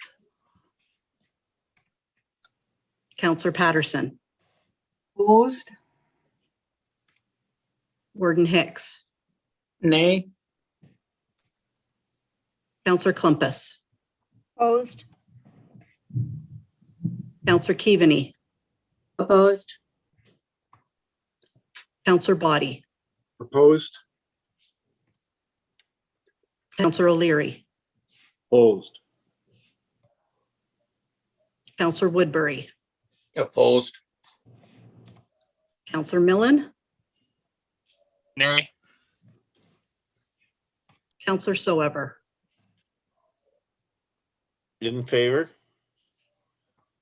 Councillor Potter. In favor. Councillor Robinson. In favor.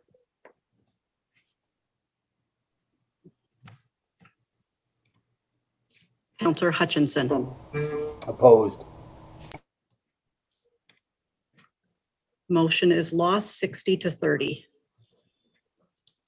Okay, so now we are back on the amended motion, correct, Madam Clerk? Which Correct, is Mr. Warden. direction for staff to prepare an assessment. All right, are we ready? Any further discussion on that? Then we'll call the question, unless somebody's going to be asking for a recorded vote. I don't see a request for a recorded vote, so I'm going to call the question. Is there anyone Mr. opposed? Warden, Yes? in the light of the fact that we voted to defer, I'm willing to withdraw that motion. Okay, so now we're on the main motion, which is the motion to simply receive. Is there anyone opposed to the motion to receive? There are no hands showing, so that is carried. Thank you very much. Okay, we are now ready to deal with other business. Is there any other business? Kind of pies for lunch, Madam Clerk. I'm going to call on Rob. I know that, oh, sorry, Councillor Potter. I see your hand up. Yes, I have a notice of motion. Would now be the appropriate time to bring it? No, I guess, actually, let's see. No, it'll be that after only- other business. Oh, That would be- okay, sorry. I didn't, I was on the wrong page of my agenda. I will wait till the appropriate time. No worries. So if there is no one with other business, I will call on Rob because I understand that he has some other business. Thank you, Mr. Warden. I just wanted to quickly update council on a positive development that following the last council meeting, I was approached by the station manager at Rogers TV out of Owen Sound, and they are interested in picking up the council stream for council and committee of the whole on Thursday mornings and airing that on Rogers TV out of Owen Sound, which covers the city, parts of Georgian Bluffs, over to Meaford and into the town of the Blue Mountains. So I think that would be positive for increasing our reach through a more traditional means that we haven't been a part of before. There's no cost because I just need to invite the station manager to our Zoom meetings so that they can pick that up. But it does mean that we're going to have a second party involved in recording the meetings. So we just need to be aware that we should consider ourselves live at all times prior to meetings, during breaks and all of that because of what might be getting picked up.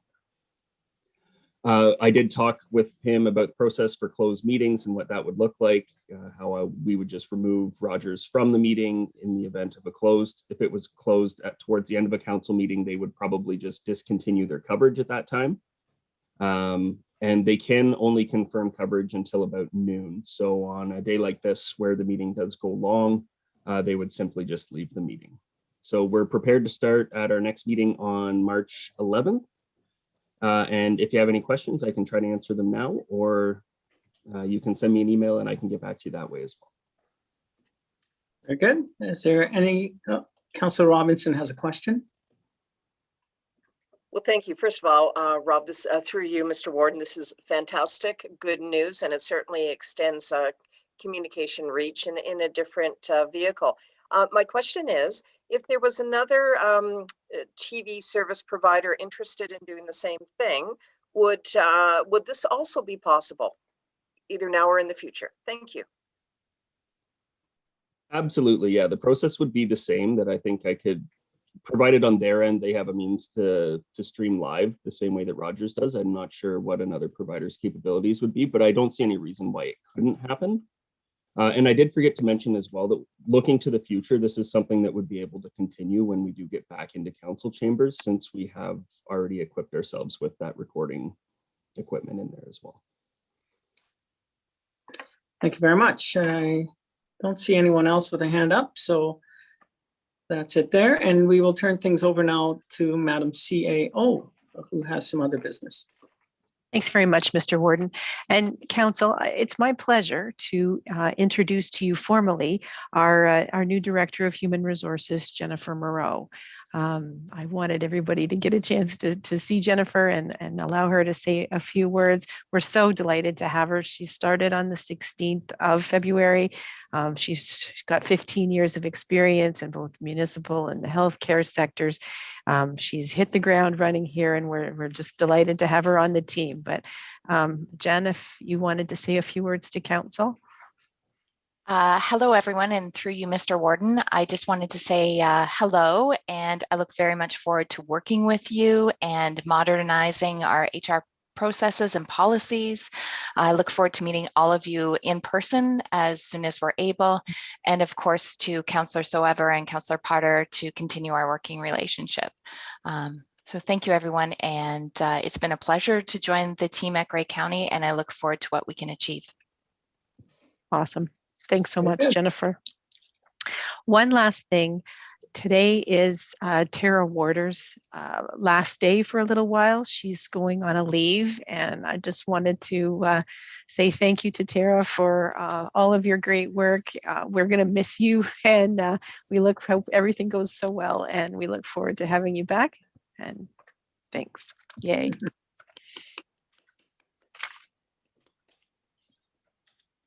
All right. And Tara, I know you've prepared a speech.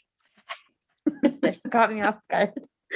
No, I'm just be gone for a short time. All right, And I'll be Councillor. back in September, so we'll see you all then and have a great summer. Hopefully in person. We'll see. All the best. Councillor Potter. Yes, I just wanted to welcome Jennifer. We will miss her at Town of the Blue Mountains. She's been a valuable part of our team. But the county's gain is our loss, or vice versa. But at least we still get to see her once in a while, and we know that she'll be a great addition to the county's team. Thank you, sir. Yes, welcome, Jennifer. Thank you, Okay. Mr. Warden. I think that is it for other business. We're on to notices of motion now. Councillor Potter. Thank you, Warden. And I would like to bring a notice of motion regarding the collaborative decision-making process for Grey County and possible review. So I will bring that at the next meeting. Thank you very much. And are there any other notices of motion? Seeing none, we'll move on to adjournment. It's moved by Councillor Burley and Councillor Milne that we adjourn. Is there anyone opposed to that motion? They're saying heck no. Enjoy your apple pie or whatever flavor it may be. Thanks, everyone. Take care, all. Thank you. Take care. Thanks, everyone. Have a good weekend. Yes, Bye for you now. too. Enjoy the sunshine.